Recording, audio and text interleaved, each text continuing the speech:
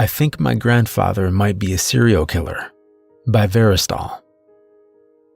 I don't have the best memory of my childhood. Not that my childhood was bad, it wasn't. But I just don't remember that much of it compared to a lot of people.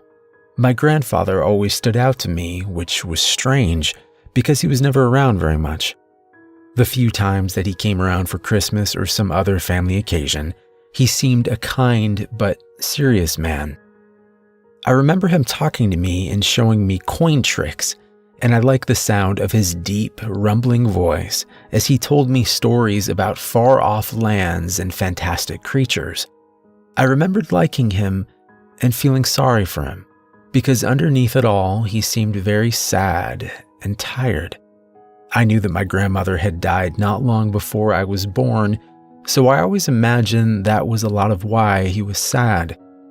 I say this all to explain that I had a limited but positive idea of my grandfather before a few days ago. Last month, my parents were killed in a car accident coming back from a movie. I live 2 states away, but as their only child and closest relatives, I got the call. The next few hours were a haze of travel and crying and shock. But I know that when I got to the hospital, my grandfather was there. Even as an adult, I was amazed at how large a man he was. And when he swept me up in his quiet hug, I cried against him for several minutes, welcoming the comfort. We did the funeral arrangements together and agreed that we would come back in a few weeks to go through all of their things and get the house ready to sell. He'd already made clear that regardless of whether they had a will or not, he wanted everything to go to me, but he would be happy to help and get to know his grandson a little better. The funerals went well, as far as those kind of things go, and I went back to my life. Last week, I got a call from my grandfather, and we agreed to meet up this past weekend to start going through all of their belongings. I got to the house on Sunday morning, and the last couple of days have been a bit sad at times, but they've been a lot of fun as well. My grandfather is much like I remember him, a serious but kind man that enjoys talking and telling stories. And he has actual conversations with you rather than just taking turns monologuing, which is a rare commodity in my experience with older people or people in general nowadays. He wanted to know about my work, if I had a girlfriend, if I liked the area I lived in. He told me some about his days in the army as a medic, and then his time as a doctor. I knew he had been a pretty famous surgeon at one point, but that mostly stopped after his wife died. He still had a small practice and would sometimes publish academic articles, but he had saved much of the money from his early career as a surgeon, so he was comfortable enough financially that he could do what he wanted for the most part. Much of our time was spent busy and in separate parts of the house or garage, so we would largely talk at meals and in the evening hours before bed. By the second night, we were more comfortable with each other, and that's when my grandfather started talking about his wife. Even now, some 30 years after her death, it was clear how much he loved her and missed her. He started off by telling a story that involved her only peripherally, but soon he was just telling things about her. Funny stories, tales that illustrated how smart or good she was, little sayings she used to have. It was sentimental, but it was so genuine and heartfelt that I wasn't uncomfortable. Seeing how much he loved her made me love both of them more. I had no sooner finished that thought when his expression turned darker, like a ship entering sudden storms. He started talking about how she was taken from him, how that man, that thing, had killed her. I just listened, but internally I was wondering where all this was coming from. As far as I knew, my grandmother had been killed by a drunk driver. While that was terrible, he was making it sound like it was something else, like she had been intentionally murdered in some way. It was all pretty vague, but I could still see when he realized he was saying something more than he intended. He looked embarrassed and apologized for rambling on, making some passing remark about how he had become the old man at the mall that will talk for hours about nothing. I laughed and was going to reassure him that I was enjoying it, but he was already on his feet and looking at his watch. He had to be going, he said. Had to run into town to take care of a couple of things before it got too late, but he'd see me in the morning. I found this all very strange for a couple of reasons. First, we had just gone to town earlier that day and bought supplies and groceries to last at least a couple more days. Second, it was nearing 10 o'clock, and aside from a gas station or bar, I doubted much would be open in the closest town, which was relatively small and a good 30 minutes away. Still, he was a grown man and my elder, and it was none of my business where he went or what he did. Maybe he just wanted to go off and be by himself after talking about his wife so much. In any case, I said goodnight and he headed out. A minute later, I heard his giant SUV rumble to life outside and trundle its way out into the night. I went to bed, but though I was tired, I had trouble falling asleep. Part of it was sleeping in a strange place. This house had not been our house when I was growing up, so aside from visits, I had never slept here for long. Part of it was worrying about my grandfather. My bed was next to a window on the upper floor, so periodically I would peek out to see if I saw any sign of his return. The moon wasn't full, but was still bright enough to shine off the lawn and the trees that grew thick as they became woods and then forest. It was beautiful, and I knew my parents had loved it here. Still, it was too remote for my taste, and if they hadn't lived so far out of town, they probably wouldn't have gotten killed coming back from a movie. The thought made me angry, so I pushed it aside. Picking up my tablet, I started reading, and before I knew it, I was asleep. I'm not sure if it was the rumbling engine, the squeak of my grandfather's driver's side door, or some internal sense that something had changed. But I woke up some time later and looked out the window again. I saw my grandfather standing at the rear of his SUV, looking around for several seconds before opening the back hatch. At first I couldn't see anything due to the angle, but when he reached in and started pulling out the body, I saw more than I wanted. It was a woman, and as I watched, he pulled her out enough to pick her up in his arms and began carrying her into the trees. I know it was nighttime and there was a distance of probably 50 yards, but I could see it all very clearly. And with her hanging arms and lolling head, it was also clear that the woman was either deeply unconscious or dead. I felt panic well up in my chest. I didn't know what to do. Should I call 911? What if I had been mistaken or he was trying to help her? Maybe she was drunk. But if he was trying to help her, wouldn't he either carry her to a hospital or at least brought her inside rather than carrying her into the woods? It was all so strange, and the longer he was gone out of sight, the less real it seemed. So I did nothing. I sat by the window, looking out for a number of minutes, and then just when I was about to give up, he came back into view, empty-handed and picking his way between the trees as he approached the car. He shut the back hatch on the SUV with a shake of his head, and then looked up, right at where I sat in the window. When I first saw the body, I had been careful to stay low and slightly back from the window, but time and shock had led to me paying less attention to how visible I was as I waited for him to return, and there was no doubt that he saw me now. As if to confirm it, he lifted his hand and gave a small wave. Feeling a strange combination of embarrassment and horror, I waved back.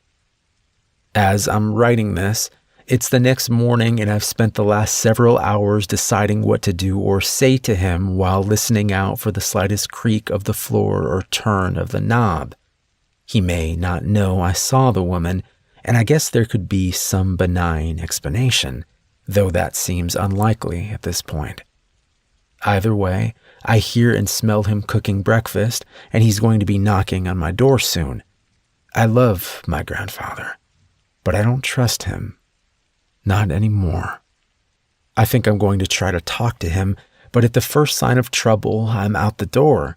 If I have more to report and am able to do so, I'll write again soon.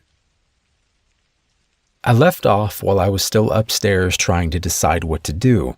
I had considered just waiting for my grandfather to come up and get me for breakfast, but the idea of him in the doorway of the only exit from the room made me very nervous.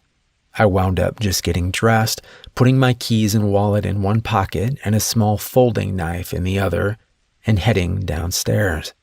He was still at the stove when I entered the kitchen, and despite my fear, I could feel my stomach grumble at the smell of eggs, bacon, and coffee that permeated the air. Not that I could trust eating any of it, but my stomach wasn't concerned with trivial matters like rat poison and antifreeze. He turned and gave me a nod as I made my way to the table. "Good morning. I was going to come up and get you in a few minutes. Hope you're hungry." "Nah, not too much," I lied. "My stomach has been weird this morning, so I think I'm going to have to wait. Smells great, though." I sat down in a chair where I could face him and reach the door outside or the living room quickly if things went south. He nodded his head and kept on poking at the eggs. "Well, that's a shame, but it'll be here for you if you feel up to it a bit later." He set the pan of eggs on an unlit burner and turned to face me, his expression slightly concerned. "Don't think you're getting sick, do you?"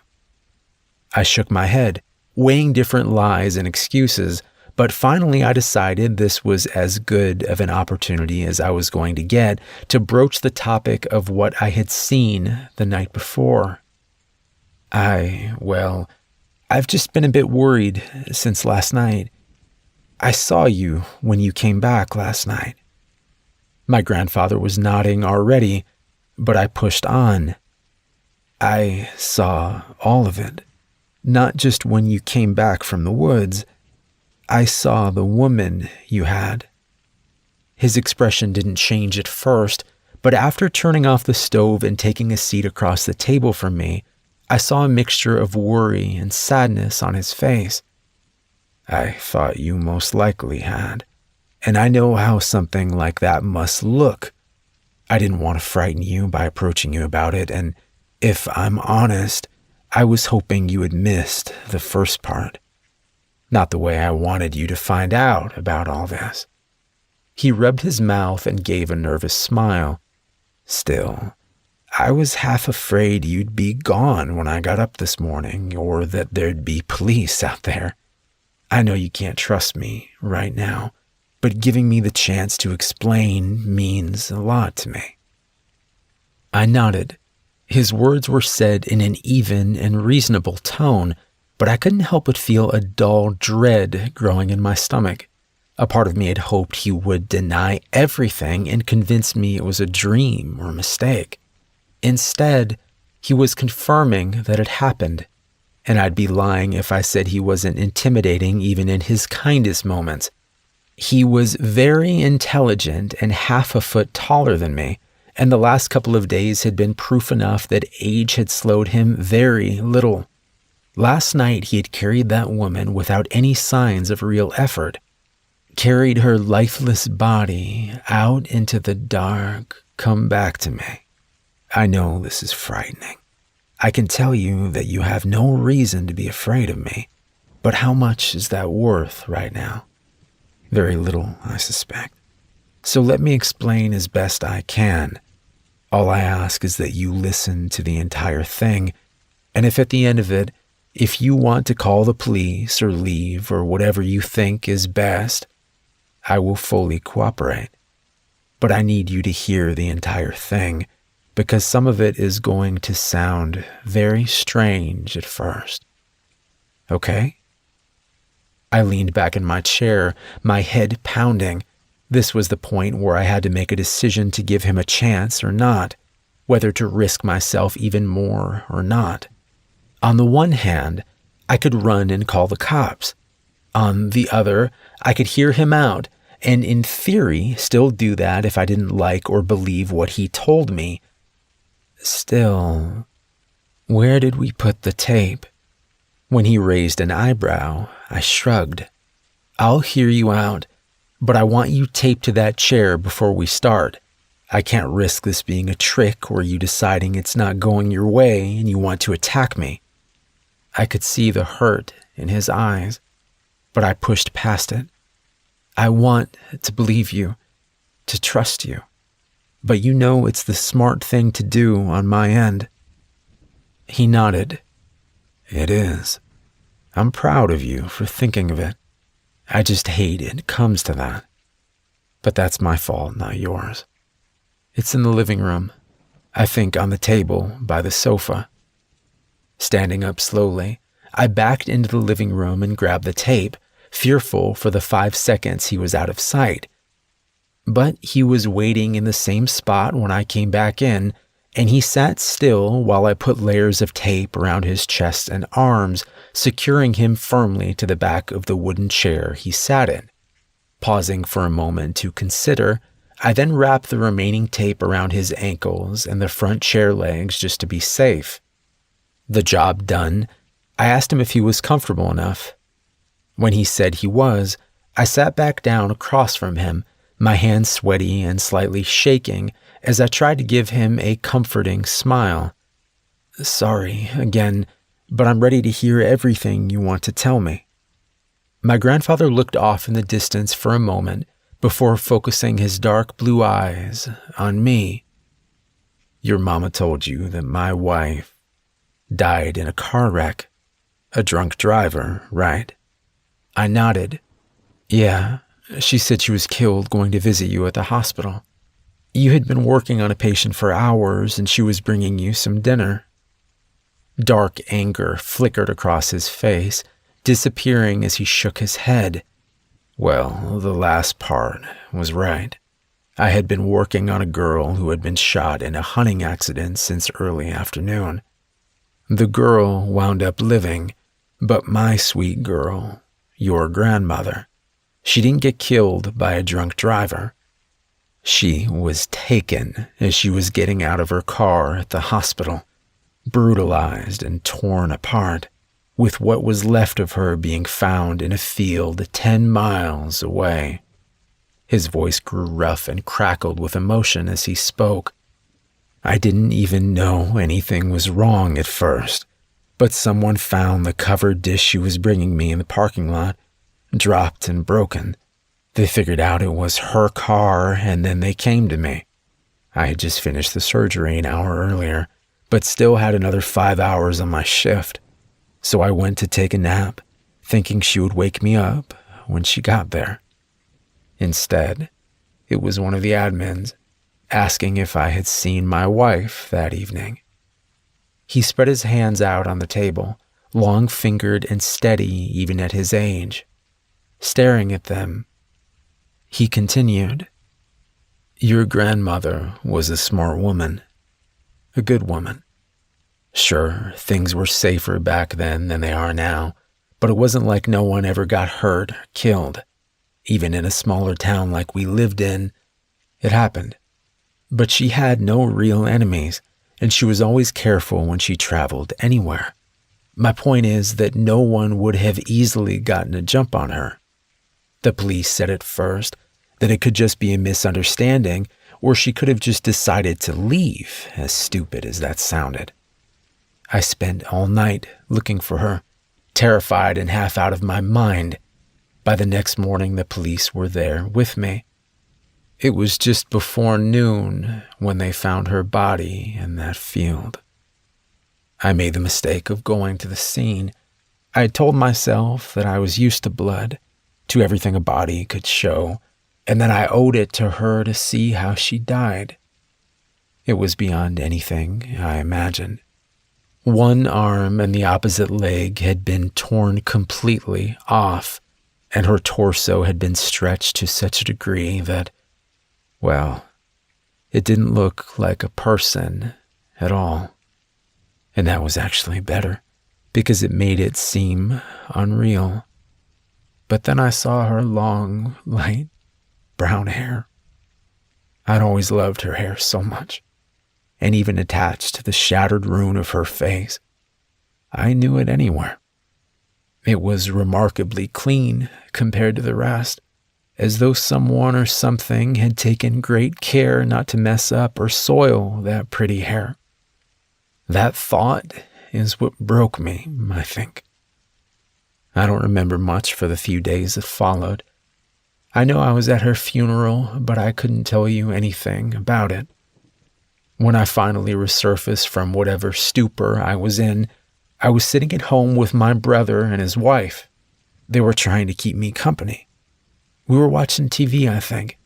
I wanted to scream at them, to yell and make them understand that this was all pointless now, that my life was over, that everything was over.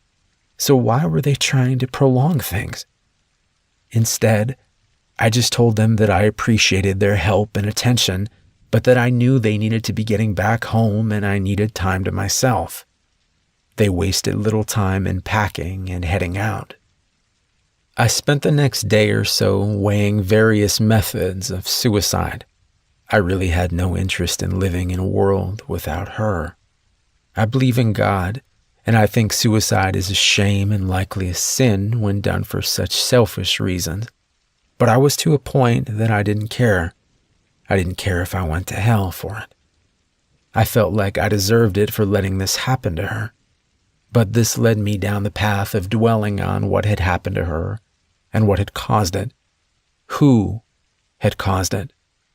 I set aside my idea of pills and ropes and self-inflicted gunshot wounds, got a shower and a shave, and I went down to the police station. Over the next few weeks, I continued to harass and harangue them, pushing them to do more while understanding there was little likely more they could do. They had looked for witnesses. There were none. They had looked for evidence of how the attack was committed and had only come up with injuries caused by indeterminate blunt and serrated objects.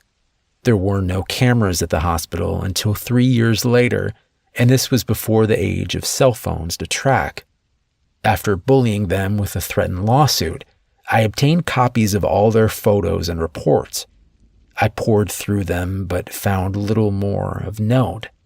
The parking lot was paved, so there were no tire tracks to follow, and no tire or shoe tracks had been found near the field where she was killed. Something about the parking lot stuck out to me, but I wasn't sure what it was at first.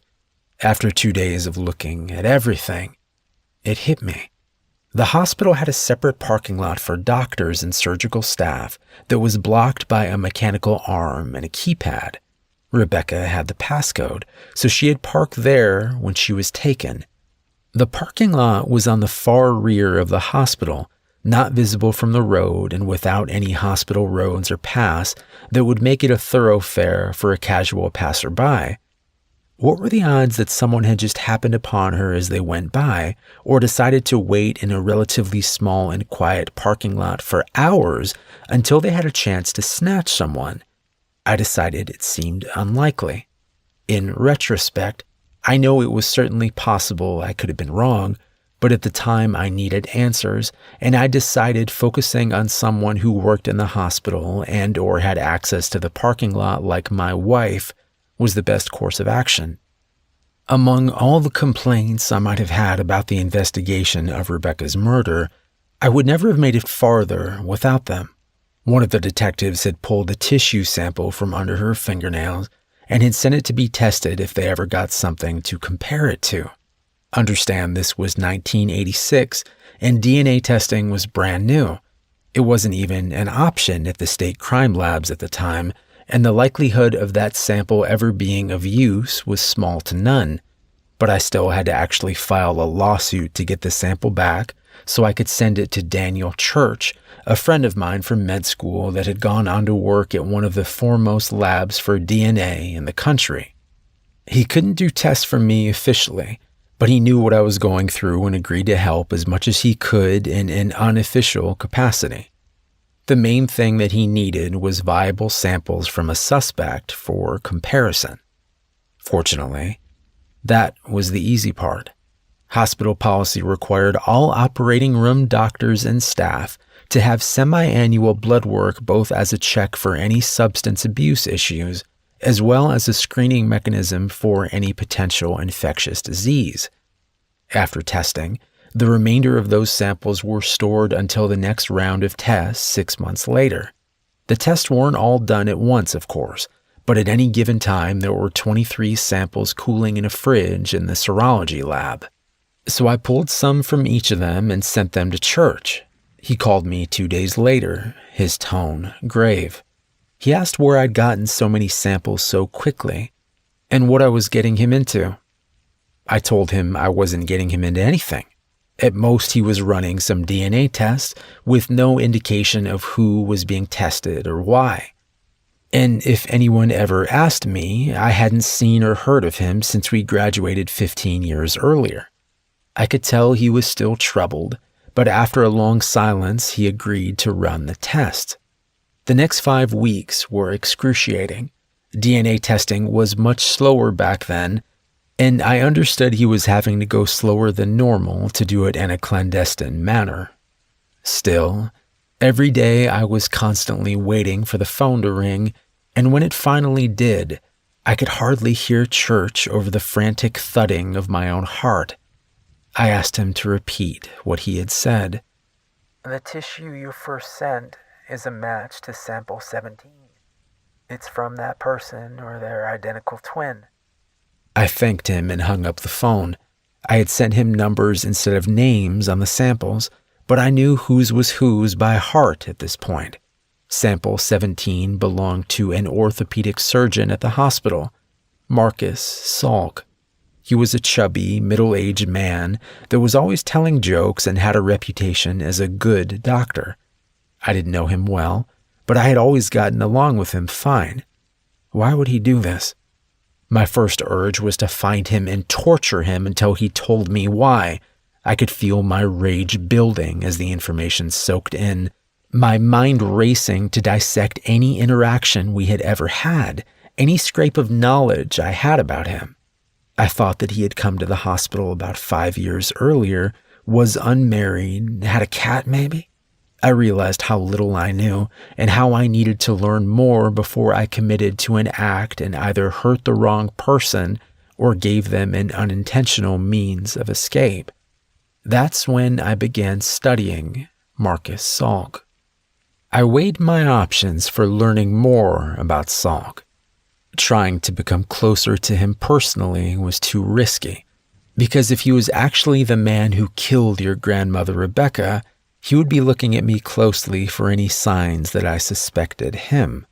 I was never an overly social person to begin with, so suddenly trying to buddy up to him would stand out, and I also didn't want to be tied any closer to a person that may soon go missing. Because even at that early stage, I was resolved that when I was sure who took Rebecca from me, I would kill them. In some ways, my lack of equivocation on that point made things easier to plan, but it also meant I had to be extra careful.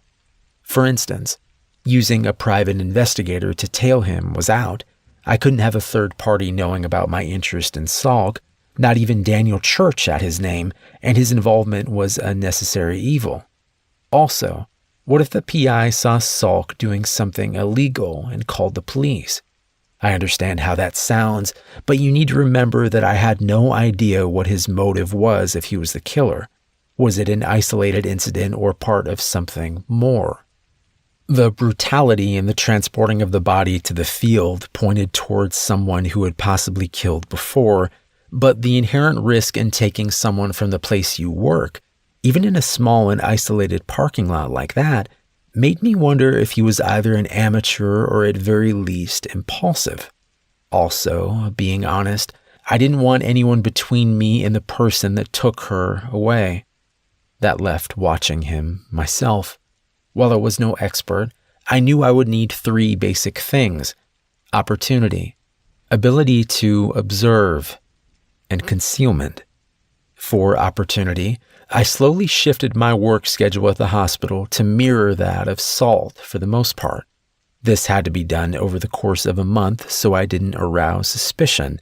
Even then, it wasn't perfect, as I would be on call at times and I couldn't watch him constantly in even the best of circumstances. Still, I managed to develop a routine of watching him over 40 hours a week, which was the best I could manage by myself. As far as ability to observe, I bought the best binoculars and parabolic mic I could afford, along with some tools for getting into places if I needed to. Planning ahead, I also bought a .45 pistol, 5 bundles of rope and 3 rolls of tape, 2 knives, and a stun gun. I wasn't planning to act yet, but I wanted to be prepared just in case. Obviously, I had to get these items over time and with cash only. Concealment was simpler but more expensive. I bought 2 older model cars that were cheap, reliable, and common. I had to look at the number of cars before I found 2 that had no distinctive damage, trim, or color combination that also weren't likely to break down on me. I then found 4 places to park them where they wouldn't be towed so long as they didn't stay in one spot more than a few days. As long as I rotated them a couple of times a week, everything was fine. I considered disguises, but I saw too many pitfalls. If I got pulled over, it would look suspicious. If Salk saw and recognized me in some getup, it would alert him right away when coincidence might explain us intersecting otherwise.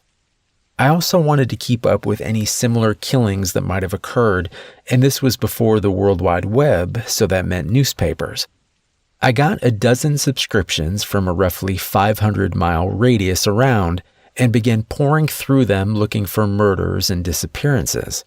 By the time everything was in place, 2 months had passed from when I got the DNA results. The first night I set up down the street from Salk's house, I felt a stir of excitement mixed with my constant sadness and rage.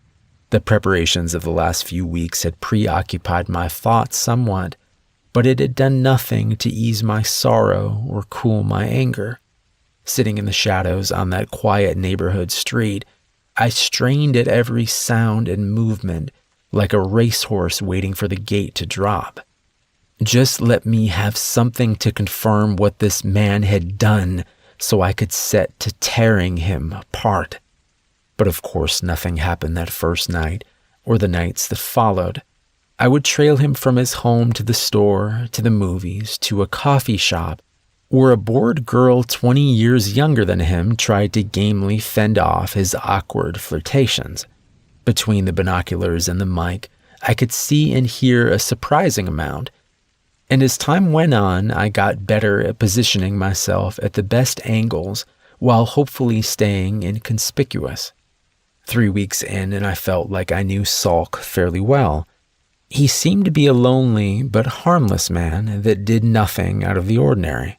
But, of course, that was outside Salk.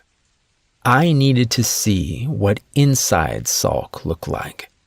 I had explored the exterior of Salk's house one day when I knew he wasn't there a month ago, and the safest place to enter seemed to be the back door. I had ordered a pick set and the same model lock as he had, a cheap 4-pin lock with no security pins. I had actually read a book on lockpicking when I was a kid, but I had been reading more lately in preparation for this. I practiced on the duplicate lock for hours, mainly using a small tension tool at the bottom along with a rake pick to trigger the pins. I knew the real lock would be keyed differently, of course, but with practice I could unlock the dupe in less than 30 seconds. I picked a rare night that he was working and I was not, and then I went to his house. Parking 2 streets over, I cut through backyards quietly, wincing at the bark of a nearby dog. As I crept across his yard and onto his back porch, I had an image of him popping out of the door with a shotgun lowered at his chest. I shook off the thought and crouched down at the door to begin picking. Every scrape of metal sounded enormous in the still night air, and I soaked my shirt with sweat in the 2 minutes it took me to open the lock. Without hesitating, I swung open the door and eased inside. The air inside was stale and cool, with a faint smell of cleaning agents and paint the only notable aromas. I was entering through the kitchen, which was very clean but also completely bare. No food, no furniture, not even appliances aside from an oven that looked rarely used. I knew the house should be unoccupied, but I still moved quietly and made sure that my small flashlight stayed well below any windows. Moving farther into the house, I found empty room after empty room. No furniture or boxes or decorations. Then I reached what I supposed was Salk's bedroom. There was a bare mattress on the floor and a tall standing mirror in one corner. The closet contained a handful of clothes that were the same things I saw him wearing every day. I saw something on the mirror, and I went back to it. It was a picture of Salk, 10 years younger and 50 pounds lighter. He was at the beach with a woman, and they were in some kind of joking volleyball jock pose. He looked like he was really happy in the picture, and it lit his... I heard the front door click and froze. It was unlikely it could be anyone other than him, and regardless, I didn't need to be caught in his house. I went to the second closet in the room, fearing I would find it full with items he regularly used. Thankfully, it was empty, and I eased the door closed a moment before he entered. I could see some through the levered closet door, the wooden slats providing the little slashes of vision as he moved around. My heart pounded as he opened the other closet and hung up his jacket before changing clothes. I found out later he had asked for a half shift at the last minute, which explained how he was home 6 hours early. Apparently he had decided to make the most of his evening because he was dressing to go back out. In blue jeans and a t-shirt, he looked almost normal, except for when you saw his face. It was completely devoid of expression as he silently moved around the room. After putting on different shoes, he stood in front of the mirror, staring at himself, motionless, for several minutes. His stillness was almost mesmerizing. When he finally moved, I almost jumped. He was reaching for the picture, holding it closer and studying it before studying his own face again. His eyes went back and forth, as a facsimile of the smile in the picture took form on his face. Watching the expression slow birth across his lips was weirdly grotesque, but worse was the realization that came with it. He was practicing. He was practicing how he should look when he smiled. As I watched Salk study himself in the mirror, I kept waiting for some sign he knew I was there, a glance in my direction or some indication he was preparing for a fight. But there was none. He continued to practice smiling for a few more moments, and then he replaced the photo on the mirror and left the room. When I heard the front door open and shut again, I assumed he'd left. But even after I strained and heard what sounded like his car cranking up and driving off outside, I waited a couple of minutes before easing open the closet door. I was tight with tension, with every creak of the floor sounding like a gunshot in my ears. I crept to the back door, constantly looking around for some sign that Salk had silently doubled back to trick me into thinking he had left. But no. He seemed to truly be gone. Peeking out the back door window, I made my way out onto the back porch and across his yard. When I was back to my car, I drove around to a street and Salk's car was gone. I had no way of knowing where he had went, but I decided that was okay. While I didn't have definitive evidence he was a killer yet, the strangeness I had observed that night made the idea a lot more credible. Tired, I went home and tried to get some sleep with little luck. 2 days later, I received one of my distant newspaper deliveries. A 20-year-old girl had gone missing the night I had been in Salk's house, and he had left for parts unknown. It was nearly 200 miles away from here, but based on the timeline of when she was last seen, he would have had plenty of time to get there if it was him. Even not knowing if he were to blame, I felt terrible, responsible. If I had done better, been smarter, I could have stopped him already, or at least tracked him so I would know if he had gone to the girl's town or not. As it was, I was left with continuing to observe. That and trying to find out more about Marcus Salk from his past. I pulled his file in the admin office at the hospital and found that prior to coming to our town, he had been at a hospital outside of Olathe, Kansas for a number of years. Not much other information behind his curriculum vitae, which contained nothing out of the ordinary for an orthopedic surgeon. Still, it gave me a jumping-off point. I called the hospital in Kansas and worked my way to someone in human resources, telling them that I was with a large medical practice in Seattle that was considering extending an offer to a former doctor there and was checking through his references as part of the potential hiring process. The woman on the phone was friendly from the start, but I could tell there was a brief hesitation and change of tone when I mentioned the person in question was Dr. Salk. Well, I can put you in touch with the chief of staff if you want. He was chief back when Marcus was here too, so he can talk more about what kind of doctor he was. But I shouldn't say anything. Her desire to gossip was almost palpable.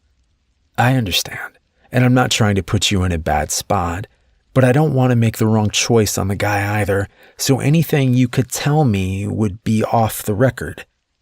But it'd be a big help if you could give me any insight you have into him. There was a moment of contemplative silence, and then she went on. Look, Marcus was a nice guy when he first came here, right? Joked around a lot, patients loved him. He had a sweet wife and he fit right in. Then him and his wife go on vacation to Europe one summer. This was 6 or 7 years ago now. And when they got back, he was different somehow. Different how? I asked, trying to keep the intense curiosity out of my voice. I was supposed to be a mildly interested businessman, not an obsessed stalker. I could almost hear her shrug over the phone. I don't know how to describe it. He was still nice and would joke some, but it seemed forced. He was off from how he had been before. Within a few months, him and his wife were divorced and he had moved away. I guess he's on the move again. Yeah, we'll see. You've given me a lot of food for thought. Hey, was his wife okay? I mean, did everything turn out okay for her? I could sense her hesitating again, and I was worried I may have pushed for more than she'd give. Luckily, the gossip in her won out as she let out a small sigh. Yeah, I guess so. Bless her heart. She still lives around here, so I see her from time to time. She doesn't look happy, though. I think Alicia really loved him, and whatever came between them, I think it hurt her a lot. I could feel the rage building in me again as she spoke. Yes, losing someone you love like that, it kind of destroys you. I thank you. Thank you for your help. You've given me a lot to go on. Don't you want to talk to the chief?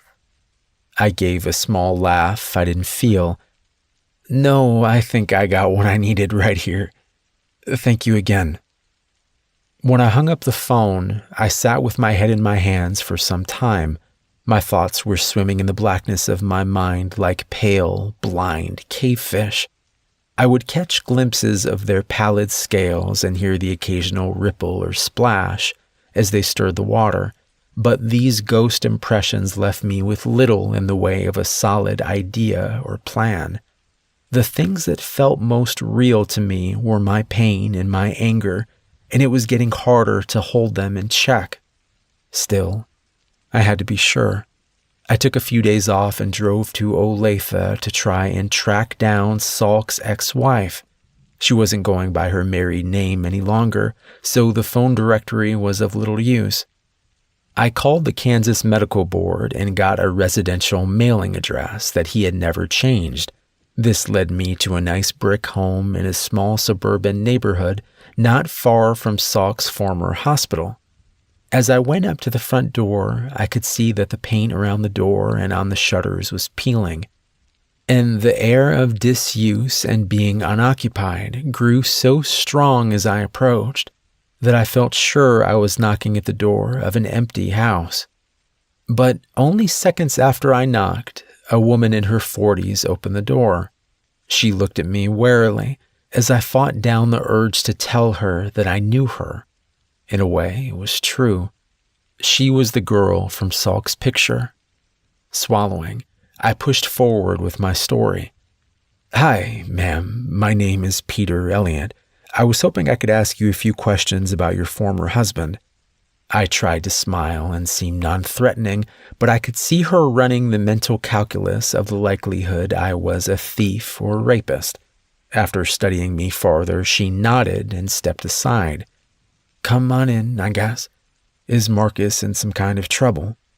We stepped into a foyer cluttered with stacks of books and magazines, and as we spoke, she led me down a path to a living room that was even more filled with rows after rows of books. I gestured around. "You've got quite the collection." She had moved a stack of newspapers off a worn-looking sofa and gestured for me to sit down. She shrugged, looking disconsolate. "I think I slipped from being a collector to a hoarder about 2 years ago. I need to clear all this junk out." She looked used up and small in her pale blue bathrobe as she sat down in an old recliner. Her sad eyes looked thoughtfully distant for a moment before coming back to me. "So is he in trouble?" I smiled. "I don't know yet, honestly. I'm just looking for him for an interested party, and my understanding is that the two of you were together for years." A brief look of pain crossed her face. "Yeah, we were. Childhood sweethearts, if you can believe it. I thought we'd always be together." I leaned forward. "If you don't feel it's too personal, can you tell me what changed? Did Marcus change?" She picked at some dried skin on her lip nervously. She suddenly seemed very uncertain. To hell with it. Yes, he did. He changed all of a sudden." "Do you know when or why?" She nodded, her eyes focusing on me as anger lit the edges of her face. "I know exactly when. We had just come back from a trip to Europe, something we had wanted to do since high school. Had a great time, too. We had landed in Atlanta and were waiting for our connecting flight to Topeka. That's when he got sick." "Got sick? Sick how?" She shook her head. "I don't know. He had gone to the bathroom near the terminal, and when he came back, he said he didn't feel well. His head and neck were hurting a lot. He felt nauseous. By the time we landed in Kansas, he said that it had passed, but..." She sighed. "This is pointless. You won't believe anything I'm going to tell you anyway." I grimaced slightly. "I will. Please. I can't go into detail, but this is really important, and I'll listen to anything you tell me with an open mind." She looked at me for several minutes, again weighing. Finally, she nodded and went on. "He was different from then on. At first I thought he was just sick or jet-lagged. Then I thought he was stressed or having a midlife crisis. But those were all just excuses, really. Because I was thinking it from the night we got home from the airport." "Thinking what?" "That it wasn't Marcus anymore." She held up a hand. "I know how that sounds, believe me. But I knew that man. I had known him and loved him since I was 10. It was like whatever happened between us landing in Atlanta and taking back off, it swallowed him up. He still sounded like Marcus, and I could see him trying to act like him, but it was wrong somehow. False. It felt like someone who knew a lot about Marcus was trying to impersonate him. She gave a harsh laugh. I swear to God, he even smelled different. I told my mother that, and she set me up with a therapist right away. I didn't know what to do with all this. What she was saying was incredible, in the literal sense of the word, but I found myself believing her.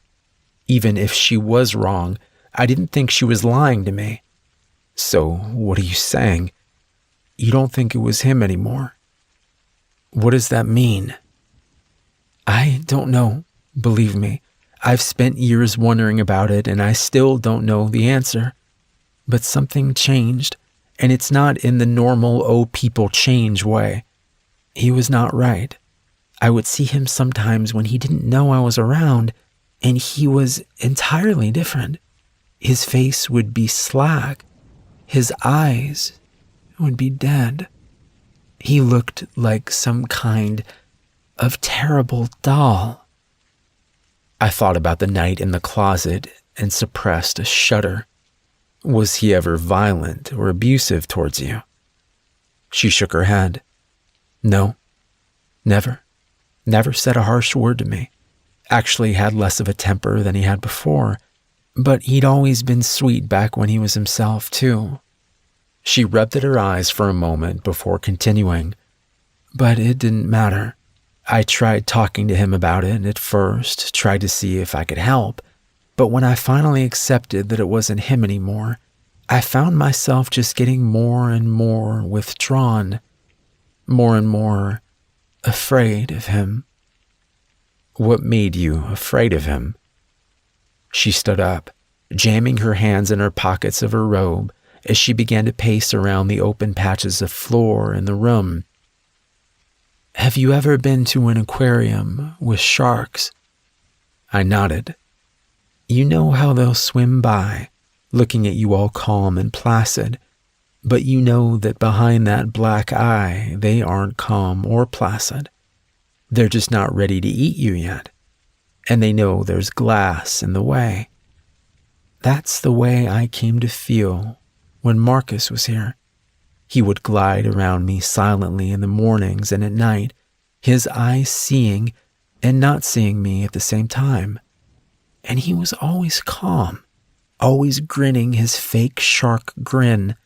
And maybe it was my imagination, but I felt like whatever hunger he had, it was growing, and the glass holding him back was getting thinner. I realized I had been holding my breath, and I let it out. So you divorced him? She gave a small, sad smile as she sat back down. Yes, it was very easy. I told him I wanted a divorce. He said that sounded just fine, and he moved out the same day. Aside from signing papers in a lawyer's office, I never saw him again. Okay, but why did you stay here? Stay in the same house? Weren't you worried he might come back? Her smile grew slightly. Well, that's the thing, isn't it? On the one hand, yes, I'm scared of seeing Marcus showing back up one day. But what if it was the real Marcus that came back? What if I had moved, changed my name, made sure he couldn't find me, and then it was the real Marcus, somehow back as randomly as he was taken away, and he came looking for me? What if he couldn't find me? Her voice grew thick at the end, and I reached out to grasp her shoulder. I didn't have any real words of comfort or wisdom for her, and being around her pain just reminded me of my own. Standing, I looked down at the girl that had once been Alicia Salk. It made me hate Marcus even more to see what he had done to her. I don't have any easy answers for you, Alicia. I don't think that Marcus, your Marcus, is coming back. I don't know if that helps or hurts you, but maybe it'll make it easier for you to move on." She looked up, her expression bitter. "It doesn't help, and I know you mean well, but I'd like you to leave." I nodded and headed outside. I turned to say goodbye, but the door was already closed behind me. When I got back home the following morning, I found a follow-up article on the missing girl. She had been found behind a middle school a few miles away from where she was abducted, and she had been torn apart. Sound travels farther in cold weather. It's called refraction. Essentially, the sound waves that are in the higher, warmer air that is farther from cold ground move faster through the more excited air molecules and get pushed back downward, so sound gets amplified closer to the ground. I knew that at the time, though I didn't learn the science behind it until later. That night, I was just wondering how far away the screams of the little boy were coming from. It had been 5 weeks since I'd returned from Olathe, and in that time I had found out little new beyond some information about the last girl who had been killed. A pretty blonde girl in her sophomore year of college. She had 2 parents and a brother that the newspapers bled for grief and drama for a couple of weeks before moving on to the next tragedy. But it wasn't over for them. It would never be over for any of us. It would have been an easy thing to add their imagined pain to my own and use it all as the justification I needed to end this now, to end him now. But for all my circumstantial evidence, I had nothing definitive. Even the DNA from your grandmother's nails, while compelling, didn't eliminate any other explanation. And given what I intended on doing to him, I needed to be sure. I had stayed busy in the intervening weeks, both in surveilling Salk and my work, as well as in more fully preparing for when I finally took him, if it came to that. I purchased, again, slowly and with great discretion, a variety of medical supplies and tools. I found an old moving truck from a defunct company that I got cheap with cash. The container body of that truck is where I set up Salk's room. I bolted a table to the floor and attached straps and chains to it. I attached lights to the interior corners of the container and added a row of shelves and a chair to one side. I even welded an IV stand to the wall so I could keep him fed with whatever cocktail of saline and drugs I needed to keep him alive. I planned on torturing him for a long time, and I didn't want him dying from shock or infection. I told myself I was going to do all these things to get information, to get answers to the hows and whys of what he had done, but that was only partially true. In my heart of hearts, I knew I was going to do it whether he gave me answers or not. I hated that part of myself, but if I was going to control it, I had to accept it. So I prepared the room Salk would slowly die in, while salving my conscience with the knowledge that I was being thorough and fair before I took him. Of course, that's not how things played out. One night, the night of the screams and so much more, I was watching Salk's house with the dull-eyed enthusiasm of a sentry who always guards the same post. I had been there for close to 8 hours and was close to packing it up to go get some rest when Salk suddenly came out of his house and got in his car. This was strange for him. It was nearly 8 in the evening, and he never left the house after 6 except for the time I had been in the closet, the night the girl was taken. Feeling my pulse pounding in my head, I waited until he was almost out of sight, and then I pulled out and began to follow him. We drove for well over an hour, and despite the darkness of the hour and the other cars on the road, I couldn't help but feel conspicuous.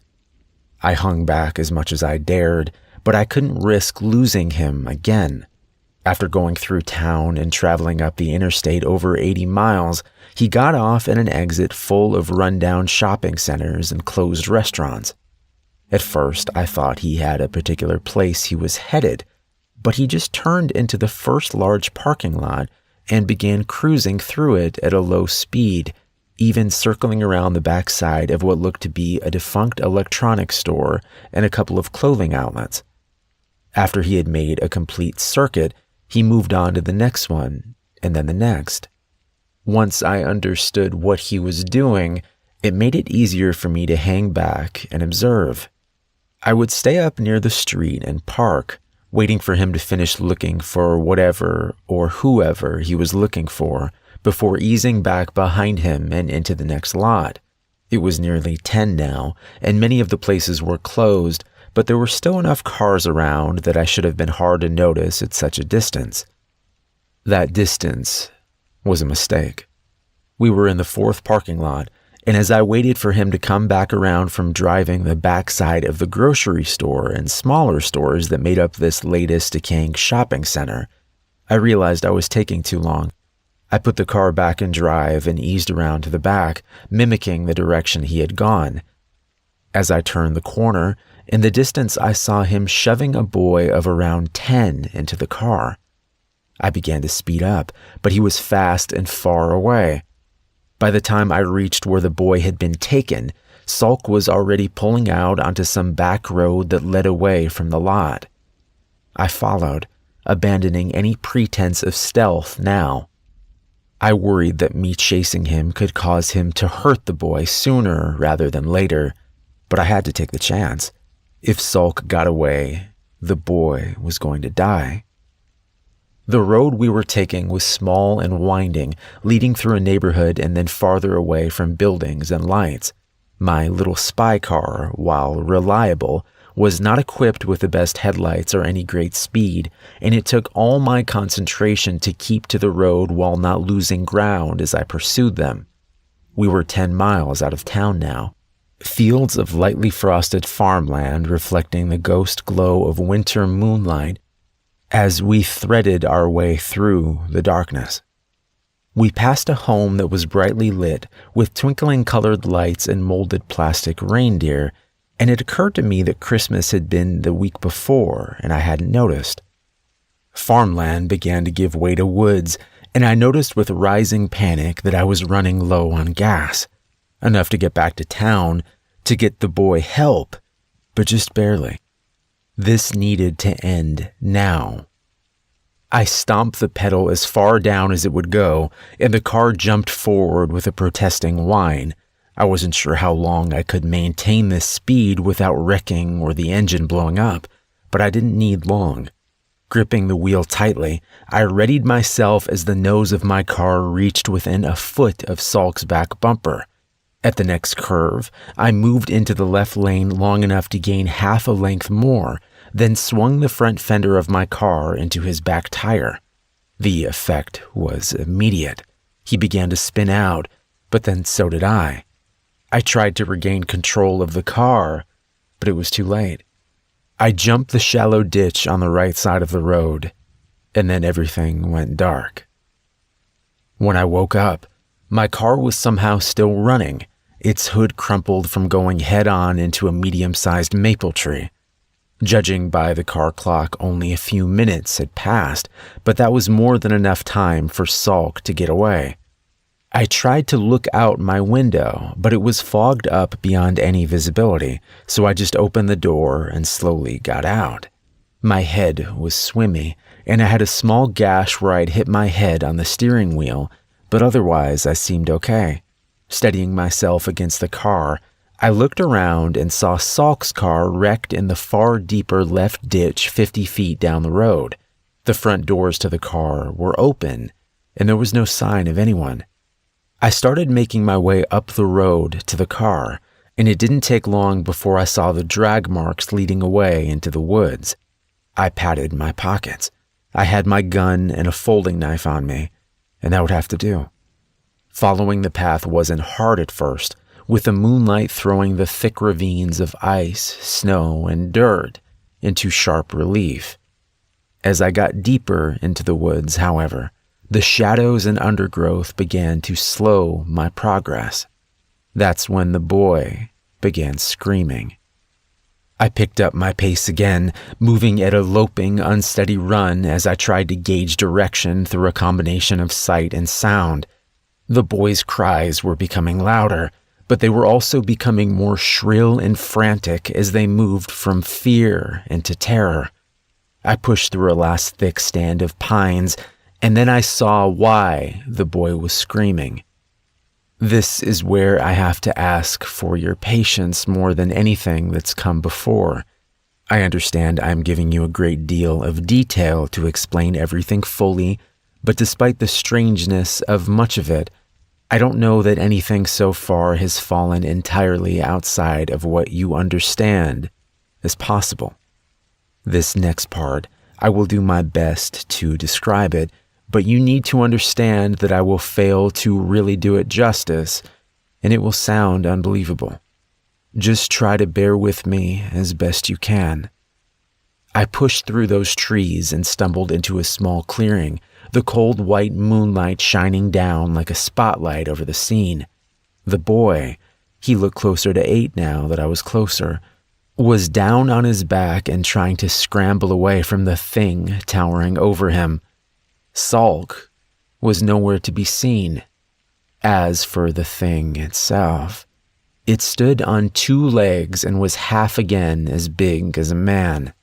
From behind, I could see its legs were digitigrade, like the legs of a dog or cat, though they reminded me more of rat legs. It had no tail, I could see, but just relatively small hips that swiftly expanded into a large, muscular torso.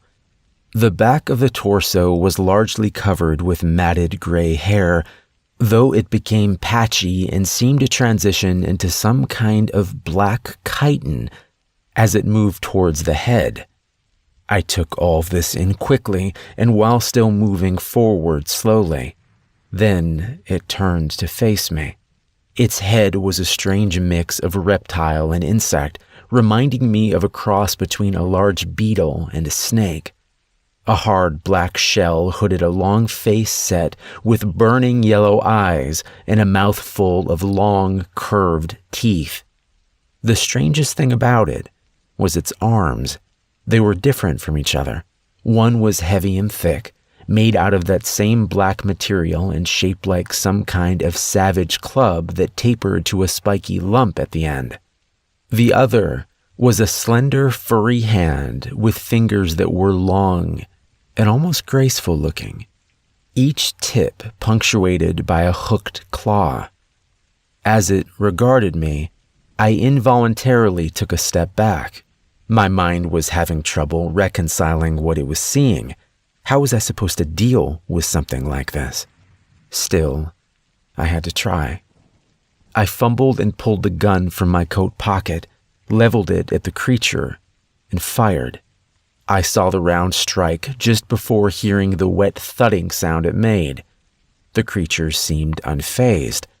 I fired again and again. I emptied 13 rounds into that thing, and it didn't stagger, didn't bleed.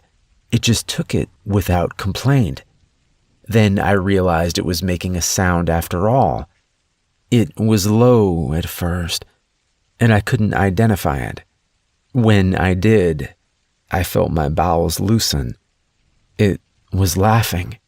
The sound was terrible, like wet meat and rocks being tumbled in an old dryer, but I could tell that's what it was. Whatever this thing was, it was laughing at me. I looked back to the child who had been transfixed by all of this, and I yelled for him to run.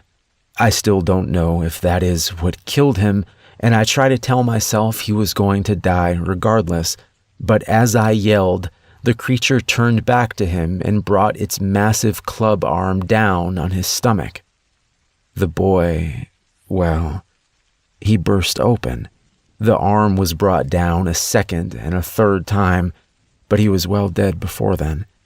The force from the blow shattering his bones and sending jets of blood and ruined flesh shooting off in streams from the point of impact.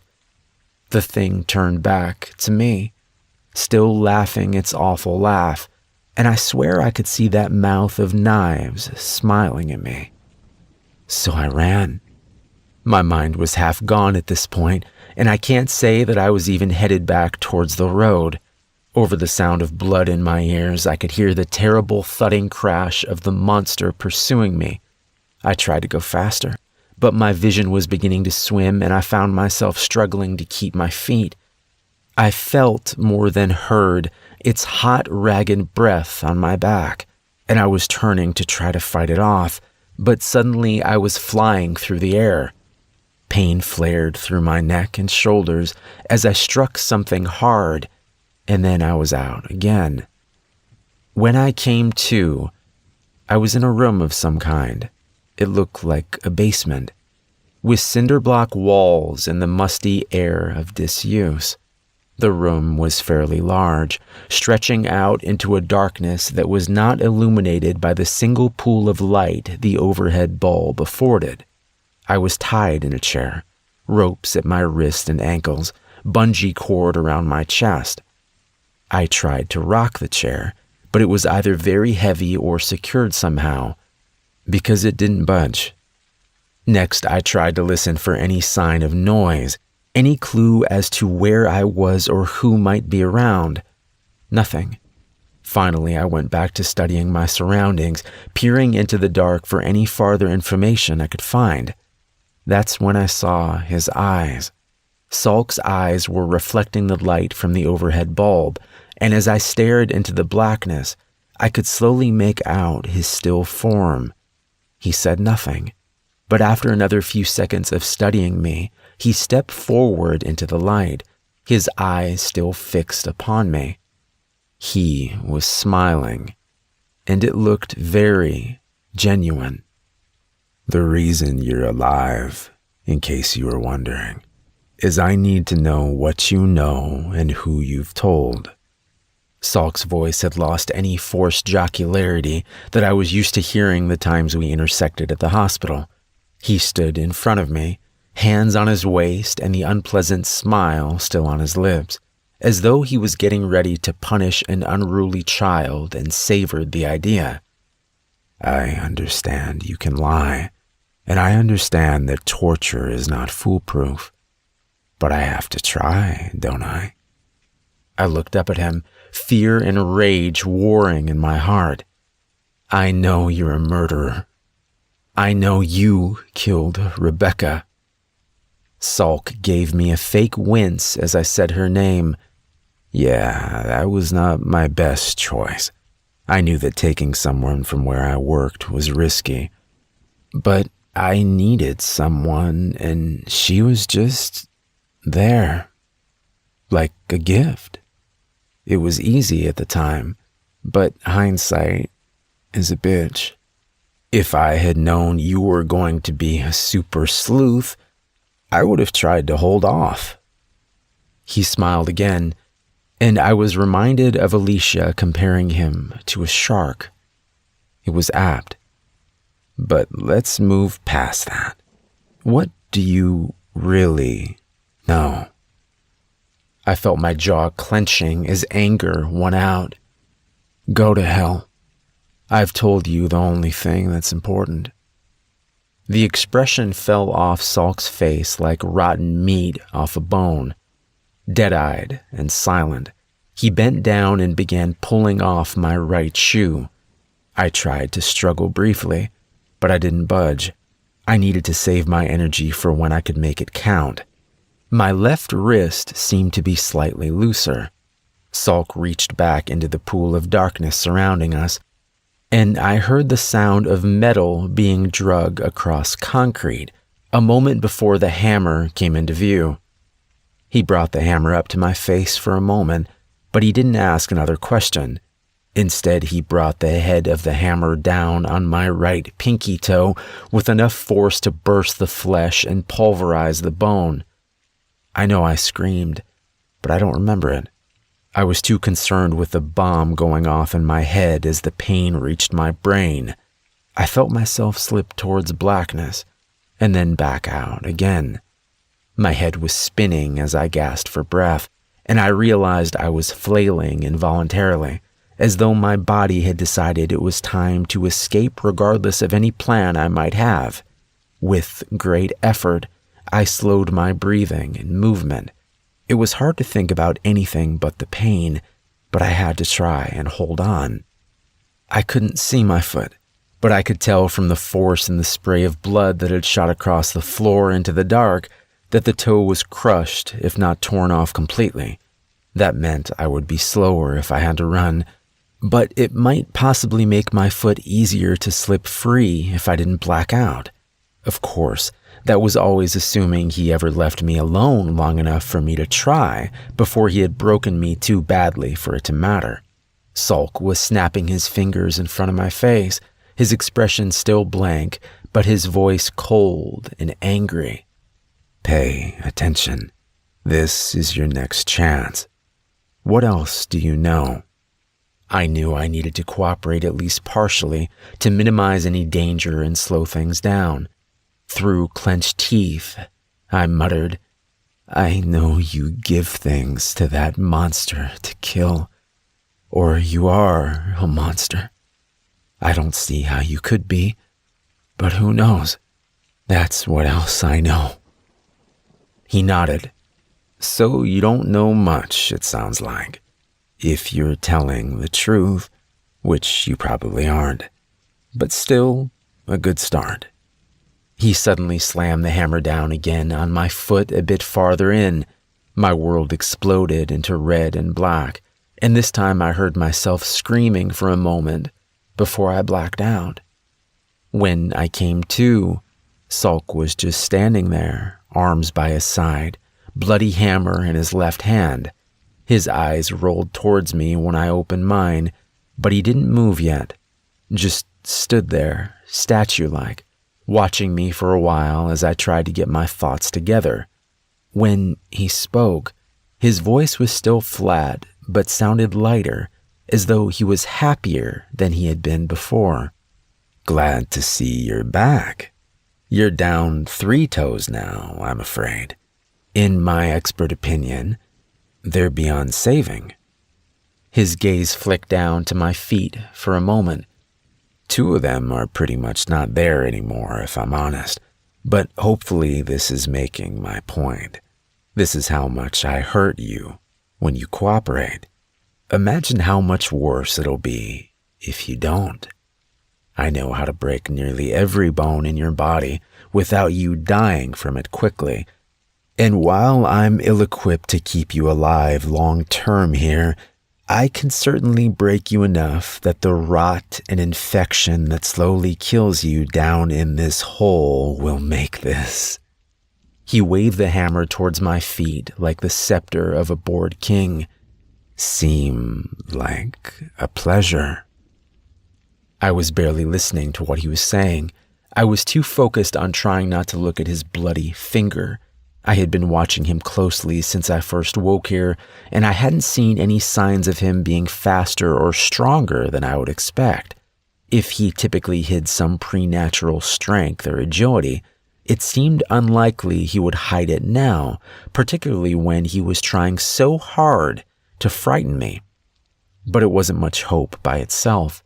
Even normal Marcus Salk was perfectly capable of torturing and killing me as he was, to say nothing of that monster I had seen, whether it was tied to Salk or somehow sprang from the man himself.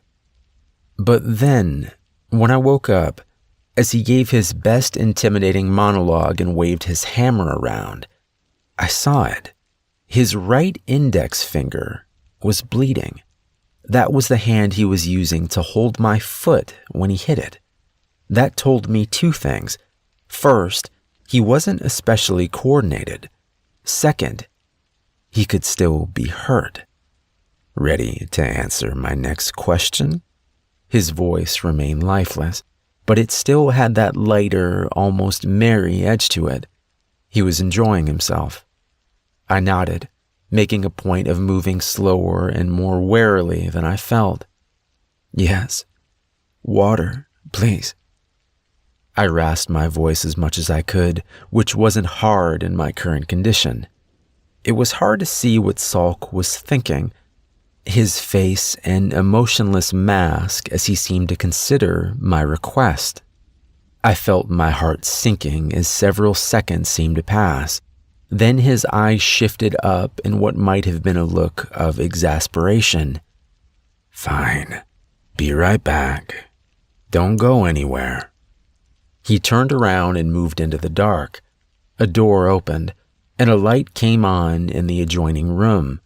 I could see much more of the basement now, including stairs at the far end that he had not taken. That meant there was water down here, and he would soon be back. I frantically began tugging at my left arm, ignoring the pain and protest of my wrist as I yanked and twisted with all my strength. I had been right. The rope on my left wrist had some play in it, but I wasn't sure it was enough. I started sawing the rope back and forth across my wrist quickly instead, and within a few seconds I saw blood beginning to well around the rope. At the same time, I was aware of the light turning back off in the adjacent room as Salk returned. After a frantic motion to smear the blood more thoroughly on the rope, I gave a last pull to free my wrist. I felt something pop in it, but the blood had provided enough lubrication that it slipped free just as Salk stepped back into the light. Good. Just in time. "Seriously?" His voice was still too strangely flat to convey sarcasm well, but he punctuated it by throwing the glass of water he had brought in my face. He sat the glass itself down on the floor and then bent forward, gripping my left arm roughly with his left hand as he began undoing the rope around the chair arm with his right. This is what I was waiting for. I knew he favored his left hand, and that he would favor it more with his right one injured. He could have come at me from the side and been totally safe, but he was arrogant, and he thought I was secure, harmless, and the stupid bastard had tied my chest with a bungee cord. An adult human male can bite down with over 200 pounds of pressure. Given the proper placement and force, it's more than enough to rip out the left internal and external carotid arteries in one bite. I had thought of the best angle if I got the chance, but I couldn't waste time trying to be perfect. In one movement, I leaned forward and down and then shot my face up into his neck, my mouth as wide as I could make it. Distracted with my arm and the rope, he couldn't react in time. I clamped down, grinding my teeth together as I felt skin, muscle, and then tendons give way. I shook my head as I pulled him towards me, and I felt the arteries begin to shred as new volumes of blood sprayed down my throat and out into the room around my lips. I still didn't let go, but I realized that Salk had been squealing, not really struggling or fighting back, just squealing like a dying animal. I didn't even hear it until it started to fade away.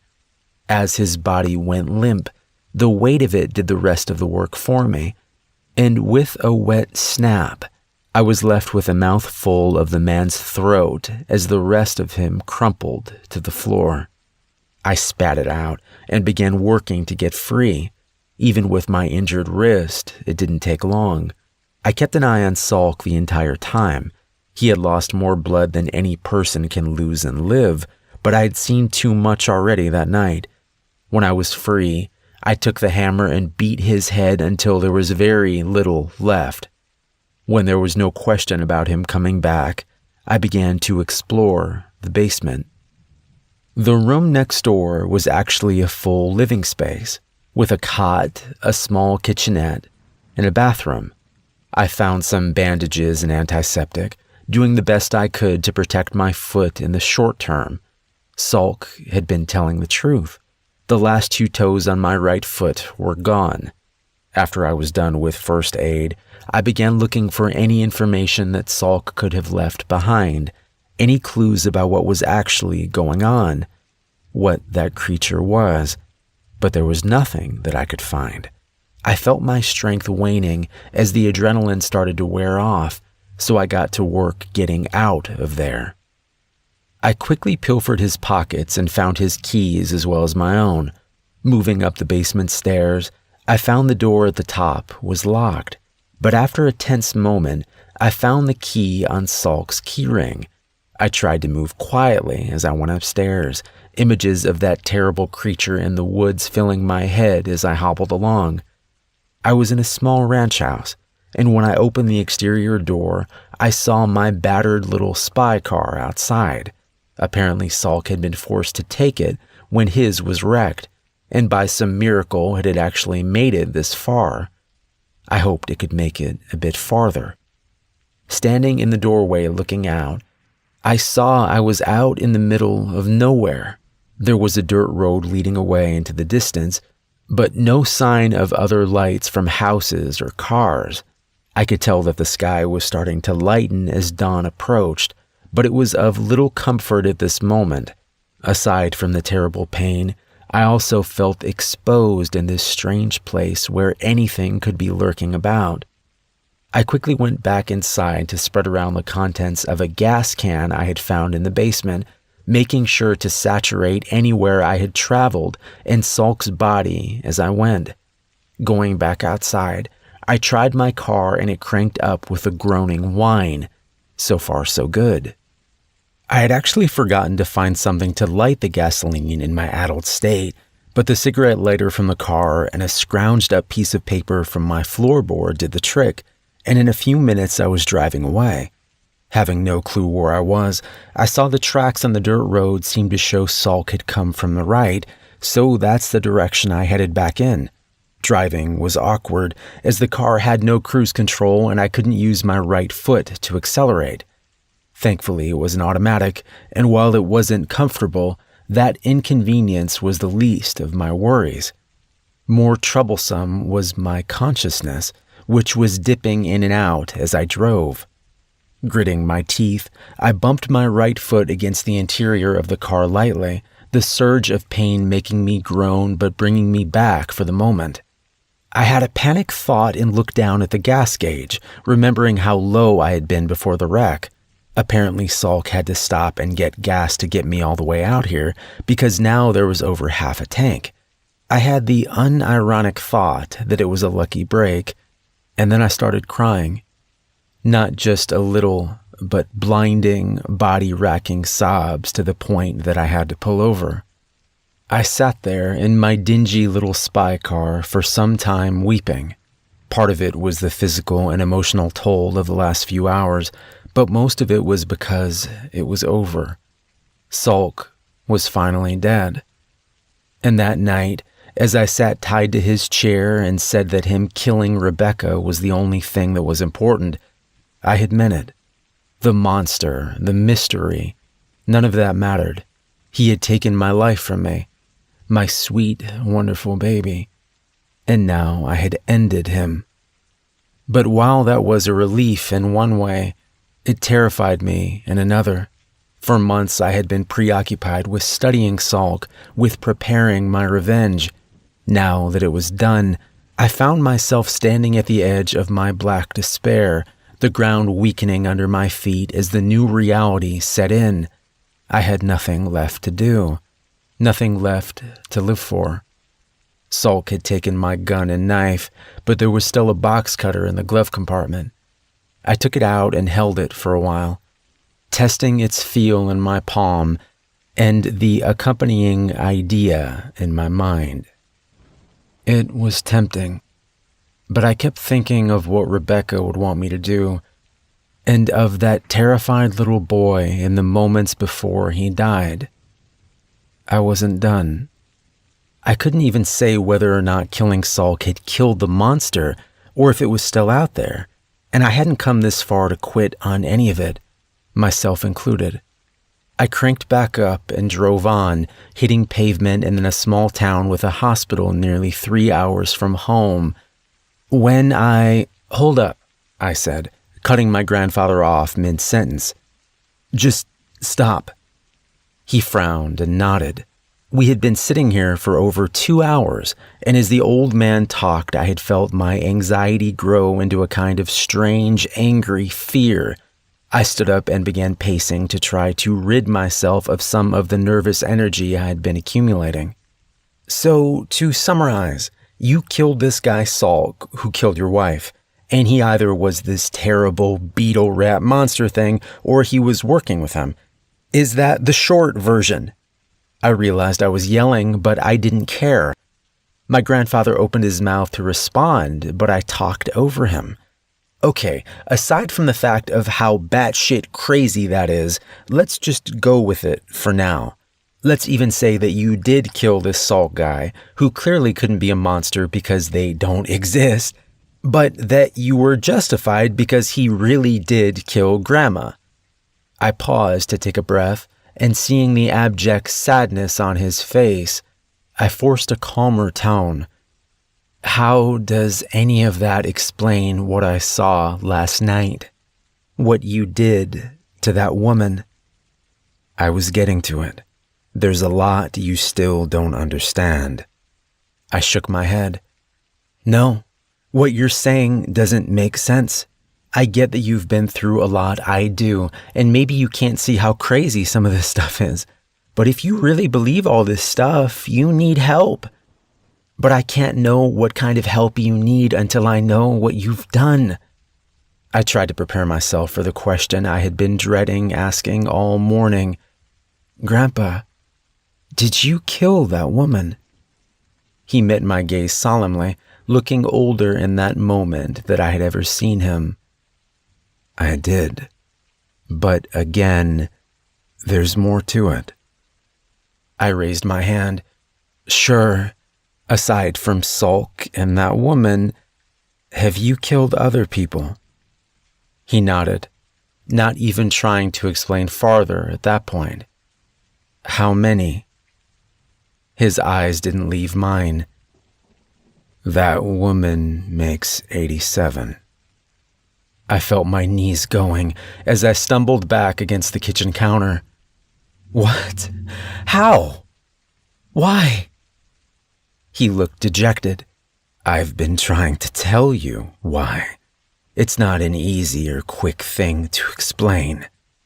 I dug into my pocket as he was talking. Yeah, I guess not.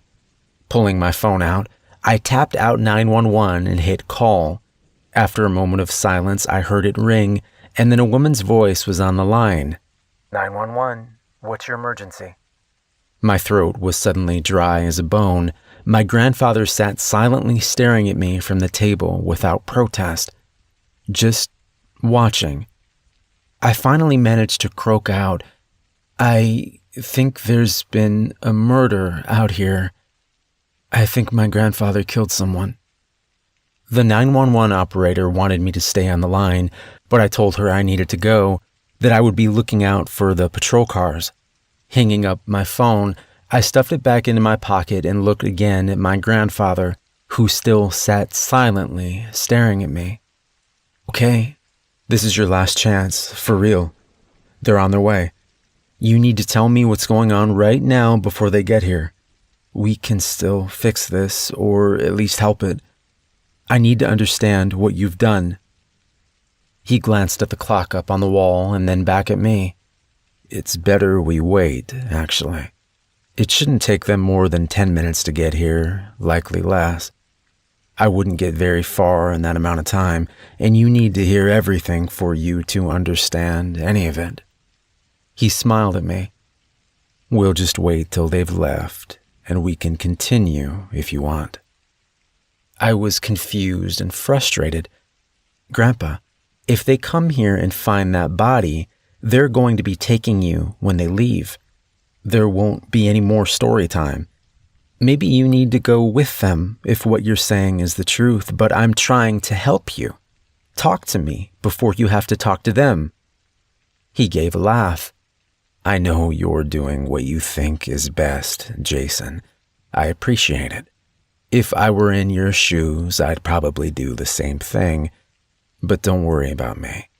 Everything is going to work out just fine. I wanted to protest more, but what was the point? Instead, I just stood by the counter, my gaze roaming between the window and the floor. I couldn't look at him anymore. I felt myself feeling more and more guilty and disquieted by his reaction to me calling the police, and I tried to stop second-guessing myself. I had done the reasonable thing after listening to hours of his insanity, and I needed to remember that. There they are. I looked up to see my grandfather looking out the window, and as I followed his gaze, I saw 3 sheriff's deputy cars pulling up outside. I went to the back door in the kitchen and opened it, calling for them to come around that way. They asked me to step outside and tell them what was going on, which I did, focusing most on the large mustached man who was doing most of the talking. "Hey, thank you for coming. My grandfather, I saw him last night moving a woman's body out of his car and carrying it into the woods. I talked to him about it this morning, and he was telling me all kinds of crazy stuff, and he admitted to killing that woman. I don't know what really happened, but I'm worried he's had some kind of break. He's close to 80, and he's still real sharp, but I broke off as the lead deputy raised his hand. Hold up, son. Is this Dr. Barron we're talking about? He's your grandfather." I nodded. "Yeah, he is. He cut me off again. "Okay. Where is he now?" I wasn't sure what to make of his reaction, but I turned and pointed to the house. "He's in there. I've got him tied to a chair in the kitchen." When I turned back, the 2 backup deputies had guns drawn on me. Deputy Mustache pointed a finger in my face. "You stay here. Anyone else in there with him?" I shook my head in stunned silence. Glowering at me, he pulled his own gun and moved towards the door going into the kitchen. The 2 deputies outside guarded me like I was Hannibal Lecter, their eyes flicking nervously to each other as they waited. After several minutes, I heard footsteps and turned to see my grandfather coming out of the house in front of the deputy. He was smiling and talking with the other man in low tones. My stomach clenched as I noticed the deputy had put away his gun. What was going on? Mustache gestured to the other 2 deputies. "You can stow your guns for now, boys, but keep them ready. We've still got some things to sort out." He turned to me, his expression hard. "So your grandfather explained that he gave you a prescription for..." He pulled a brown pill bottle out of his pocket to read the label. "Clonazepam. Just 10 pills because you were having a lot of stress and trouble sleeping, what with being back at your deceased parents' home and all. Which is understandable." He had handed the bottle to my grandfather and now had his thumbs hooked in his gun belt. "What is less understandable is how come you tied him up all morning and are making up these crazy tales." I started to respond, but he raised his hand. "Pardon. The less you say right now, the better. You listen instead. Your grandpa is a good man, a respected doctor. Ever since your parents moved to the area, he's made a point of coming around and helping out this community as he could, even though he lives hours away. And that's good for you," he said, pointing his finger at me again, "because he's convinced me to not lock you up today if you act right. He tells me that..." "What was that word?" My grandfather smiled. "Benzodiazepines," he supplied helpfully. Mustache nodded. "Yeah, that It can sometimes cause nightmares or hallucinations. Your grandpa believes you had some dream about him hurting someone that you think is real." He paused, looking hard at me to accentuate his point. "So how does that sound to you? Does that sound better than you just went crazy and tied him up for no reason?" I tried to keep myself from yelling, "No, that doesn't sound good. I haven't taken any pills. He's lying." Deputy Mustache shook his head. "Sport. The problem there is I counted the pills and 2 are missing just like Dr. Barron said they would be. And that prescription is in your name." "Oh, that doesn't mean I took them, you idiot. I know what I saw. He carried a woman out into the woods. He admitted to me that he killed her." My grandfather stepped forward and headed off the deputy's angry response. "Look, it might help him accept that it was just the drug if you go ahead and look in the woods. Show him there's nothing there. I know it's a hassle, but..." Mustache was already nodding and smiling at him. No, doctor, it's fine. You feel up to coming with us?" "Sure thing. Jason, You want to lead the way?" My grandfather grinned and tipped me a wink. I led the deputies in the direction he had carried the woman, walking as far from my grandfather as I could. I kept imagining him suddenly attacking one of the deputies and getting his gun or bolting off into the woods, but he strolled along, as calm and pleasant as if we were on a midday stroll. I could tell the deputies were barely looking around, but honestly, there was very little to see. To their credit, they went along with me for close to 2 hours before I gave up. I don't think he could have carried her out farther than we went in the time he was gone the night before, and there was no trace of anything. As we headed back towards the house, my grandfather was suddenly beside me, patting me on the shoulder with his big, strong hand. I stifled a yelp and tried not to flinch away. Acting more crazy wasn't going to help anything at this point. "See?" he whispered to me. "I told you it would all be okay." 10 minutes later, the deputies were gone after making my grandfather promise he would call them if there was any more trouble. Any more trouble from me, the crazy druggie. As soon as they were out of sight, I turned on him. "How did you do that with the pills?" He looked a little sheepish, his hands in his trouser pockets as he shrugged. "It wasn't hard. I came up the day before you did. When I went into town, I ran across that woman at a gas station. From that encounter, I knew I would be hunting while I was here, so I went ahead and called in the prescription for you on the night voicemail of the pharmacy, so it wouldn't be filled until the day you arrived. When we went by the grocery store, I picked up the prescription and kept it tucked away in case I needed it.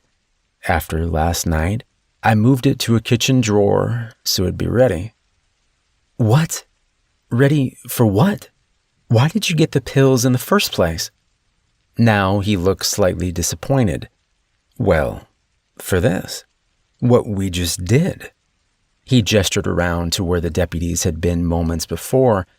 "It was a calculated risk that you might see or hear something if I took that woman while we were here, and I needed a way of explaining what you saw if you called the police. A bad dream from a drug side effect seemed a good solution." I began to pace, my fists clenched at my side. "Yeah, so you make me look crazy by planting drugs in the house." "Not crazy, just stressed and taking a legally prescribed medication that didn't sit well with you. Better than them thinking I'm some kind of serial killer." I stopped, turning to scream at him. "But you are a serial killer. 87 people? What do you think you are?" He shook his head. "I don't think it needs a name, really. I look at it like hunting, and the people I hunt hardly deserve to be counted as human. When I kill them, they're not even entirely human biologically, and they are certainly far removed from any moral or spiritual definition of the word. But serial killer? No, that term carries way too much baggage, and while technically correct in some ways, I think looking at me as a hunter is far more apt." I started to respond, but he continued.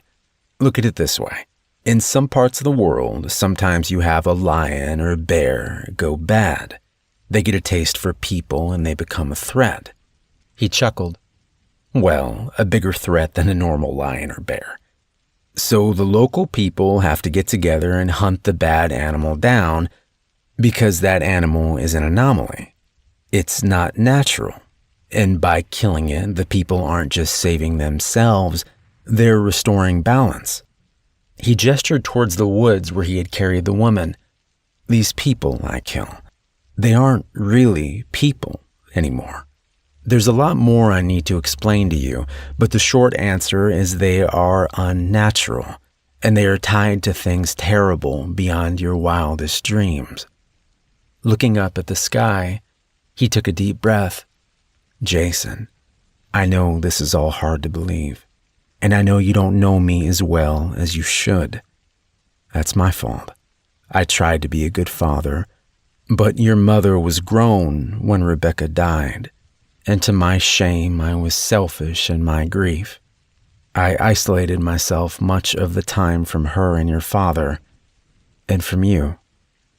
If I hadn't, you'd likely trust me more now." He looked back at me, his eyes glistening. "But I was trying to do good. I still am trying to do good. And my hope is you'll come to see the value in it. If you can be patient and listen to all I have to say and see what I have to show you." I felt so tired. I wanted to believe him, but how could I? I didn't know what to say anymore. Finally, I muttered, "What are you going to show me? Where you hid that poor woman's body?" He shook his head, smiling ruefully. "Oh no, that woman's body doesn't exist anymore. Literally. At least not here." Noticing my confused expression, he waved his hand. "Sorry, getting ahead of things. Let me tell you about that woman, but after that, if you're willing, I need you to go with me on a little trip." The wind was picking up and I suppressed a shiver. "Trip? To where?"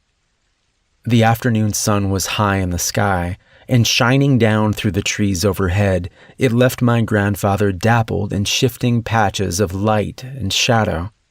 He looked strange in the penumbra, both young and old, menacing and beneficent at the same time. I could see him grinning at me when he spoke.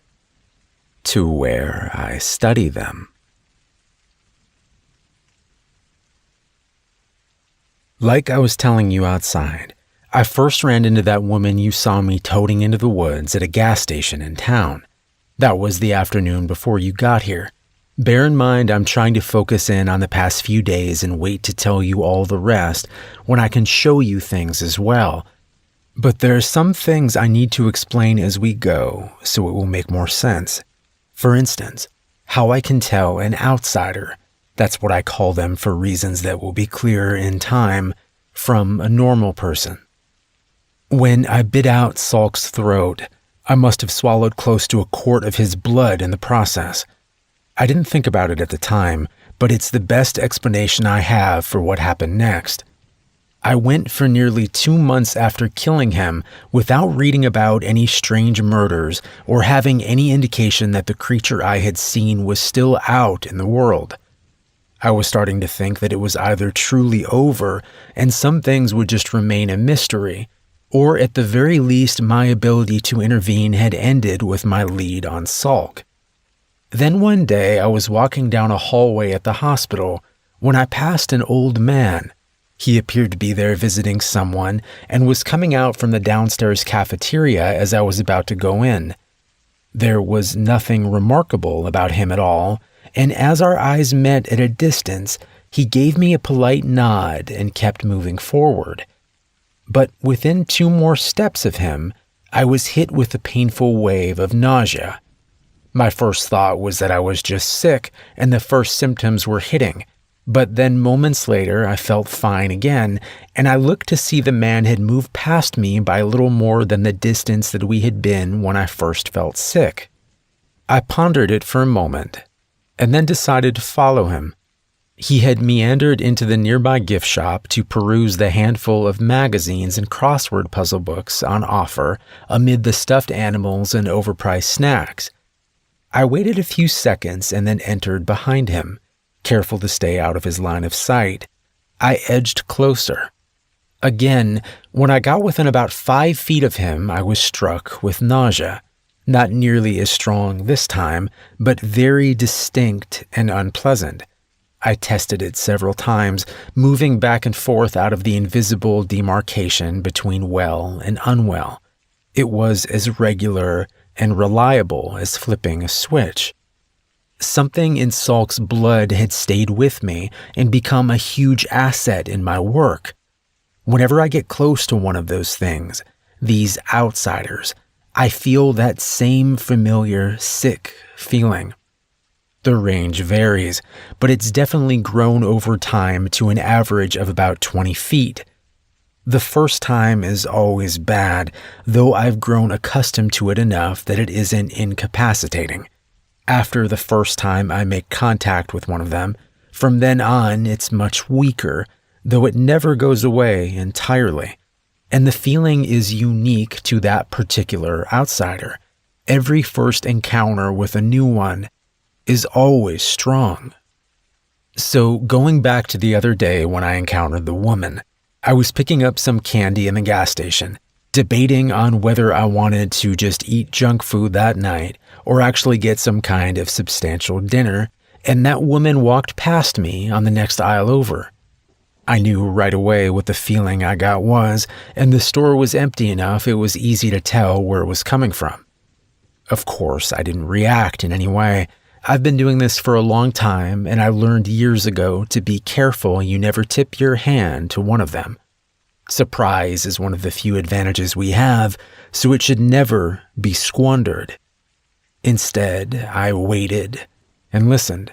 When she went up to the counter to pay for some kind of soft drink and chips, I heard the conversation between her and the cashier. They knew each other. Apparently went to church together. That meant she was local, so she would be easier to find later. As I pretended to look at a bag of chocolate-covered peanuts, I looked out the window to the only other customer car in the parking lot. It was a gold-colored sedan with some kind of back window decal I couldn't make out from that angle. I waited, hearing the cashier call the woman Susie as she said goodbye. Putting down the candy, I picked up another brand and made a show of studying the nutritional information on the back, which was a horror in and of itself. Susie was slow pulling away, but when she finally did, I saw two more things. The window decal was for Mid Creek Community College, which was only 20 miles away from here. And she had an educator tag on her car. Smartphones, as disturbing as they can be in some regards, are wonderful tools for the things I do. Obviously, any internet research or phone calls I make in connection with hunting is done with what they call burner phones, but they have come a long way, haven't they?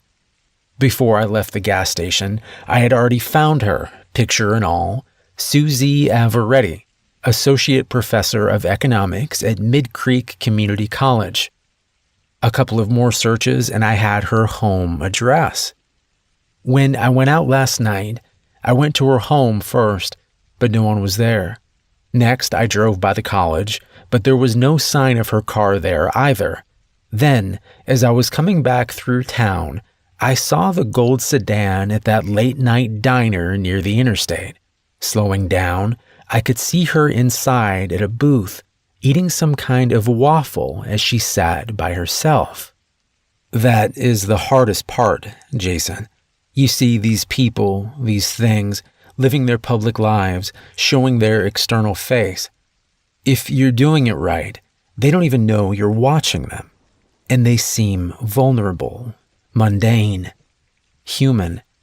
It is easy to forget that the woman sitting alone in the dingy diner, morosely gnawing on a waffle late at night, well, she isn't really a person, not entirely. At best, that's only part of the truth, and the only part, well, believe me, if you ever let yourself forget the other part, you're liable to wind up dead. So you have to close yourself off from feeling sorry for them or seeing mercy as some kind of virtue. That kind of thinking almost killed me twice early on in all this, and while it's the hardest lesson to learn, it's also one of the most important. I parked across the road from the diner in the shadow of a rundown pawn shop that had gone belly up years earlier from the look of it. I watched her eat her food, pay her bill, and get in her car. I followed her, and soon it was clear she was most likely going home based on her route. It was an educated guess, but worth the risk to get the jump on her. I turned off to take a different, slower route, making up the time and distance with speed and getting to her house 3 minutes before she did. From all signs, she lived alone, and I had unscrewed her porch light before she pulled up.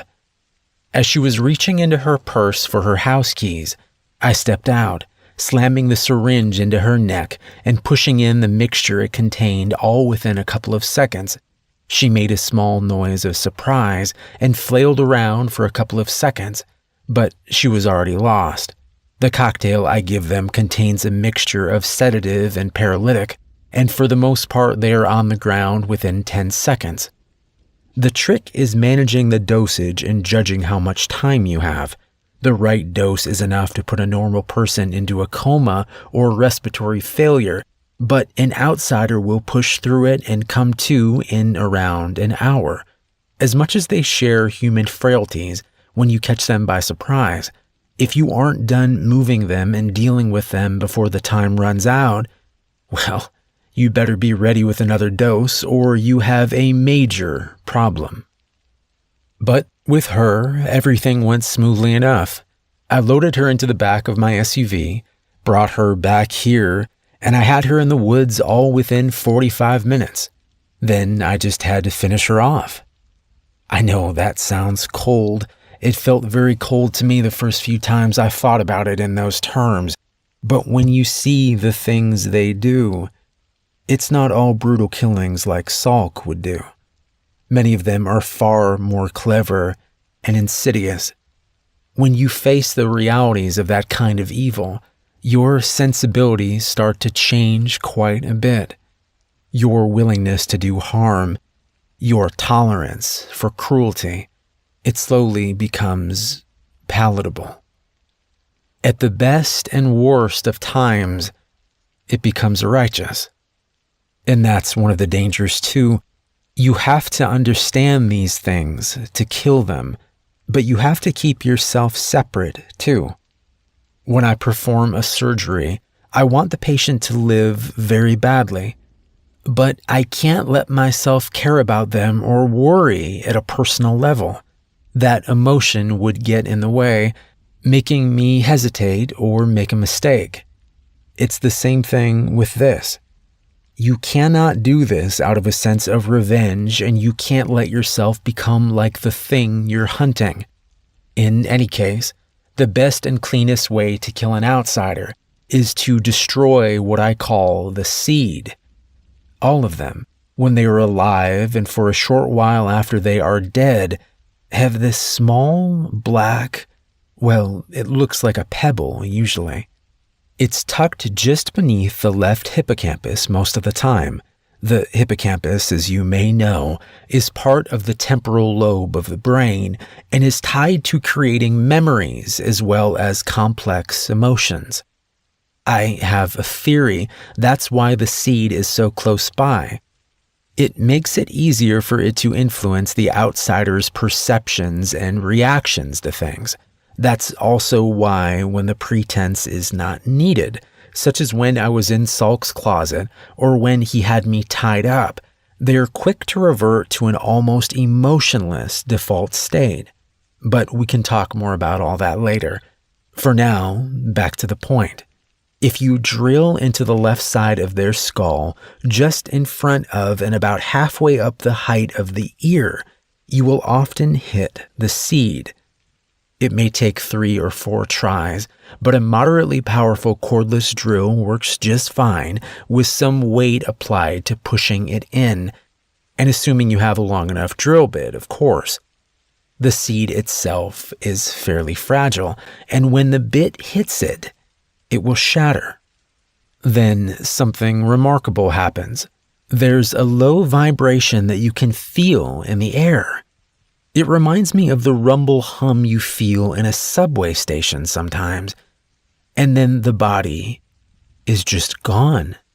More accurately, it collapses in on itself like some kind of dying star, but it is too fast to see with the naked eye. I've managed to catch some evidence of it on special cameras, but for reasons that will be explained, that's a difficult process in and of itself. But when it goes, it all goes. The body, the clothing it was wearing, and anything else that is inorganic and on it or inside of it. I've taken to leaving the drill in when I hit the seed, as it removes the need for me to dispose of a bloody tool later. Even the blood from the drilling, if it is still physically connected to the body, will all go away.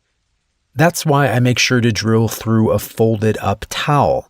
If I keep pressure on and do it quickly enough, I can finish with no trace of the person ever being there at all. That being said, my grandfather stopped, his face looking concerned and angry as he looked out the window.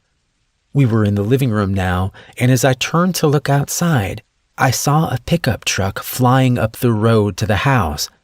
It was hard to see at that distance and speed, but it looked like several people were in the bed of the truck, all of them wearing hoodies and masks. Shit. My grandfather was standing up, his face hard. Apparently someone at the sheriff's office is part of the house and figured out who you were talking about when you said I had a woman last night. I was standing myself now, looking between the road and my grandfather, feeling more and more bewildered. The house? What? My grandfather shook his head. The House of the Claw. It's a cult. They're human, but very deadly. No time to explain now. We running or killing? Your call. I could barely breathe. Running? He nodded, reaching under the chair he had been sitting in to pull out a semi-automatic pistol. Fair enough. Stay close to me and don't stop unless I say so. We're going for the truck. Now go. We headed to the kitchen, my grandfather gesturing for me to keep low. Flinging open the exterior door, he glanced outside and then beckoned for me to follow. We weren't very far from his SUV, but we still had to round the corner of the house and I could hear the pickup sliding to a halt in the front yard. We moved to the corner of the house and stopped, my grandfather turning to whisper to me, "Here's the key fob. When I say go, you do 3 things. First, you unlock the doors with a fob. Second, you count to 2. Third, you run to the passenger side and get in and down. Got it?" I nodded, my hands trembling as I took the fob from him. Good. Go. I unlocked the car, wincing internally at the loud honk it gave as the locks disengaged. But then I realized no one was going to pay much attention to it with my grandfather shooting at them. It occurred to me that I wasn't counting, so I bolted after what felt like 2 seconds and made it around to the passenger side. I felt a moment of sharp panic as my hand fumbled at the door latch before getting the door open.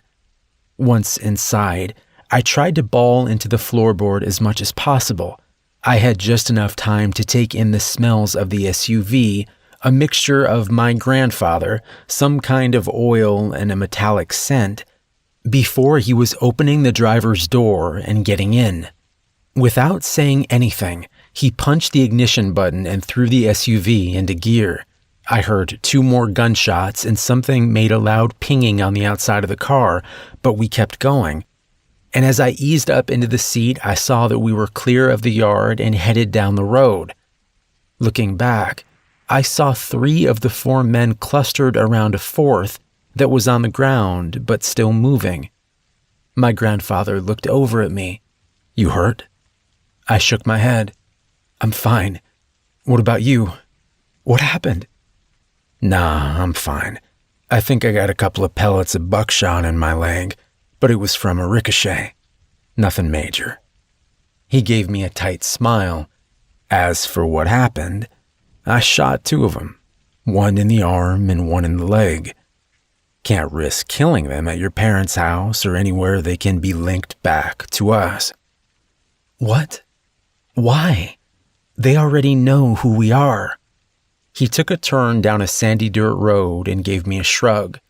"They do, but they're likely the only ones that do." Turning to glance behind my seat, he nodded to himself. "Look, while we talk, I need you to do a couple things. Grab the box of stuff behind your seat. You should also see a small blue bag behind mine. Get both of them up here with you if you can." I did as he asked, pulling a medium-sized cardboard box up to find it contained 6 glass jars with sealable lids. The jars were all full of nails and ball bearings. I thought about asking questions, but I knew there was no time. He'd tell me what I needed to know. I found the blue bag where he said it would be. It contained a variety of items, and as I looked through them, he told me what to use. There were little rolls of taped-up face towels in the bag, and following his instructions, I unwrapped 3 of them to find small glass vials with rubber stoppers in the middle.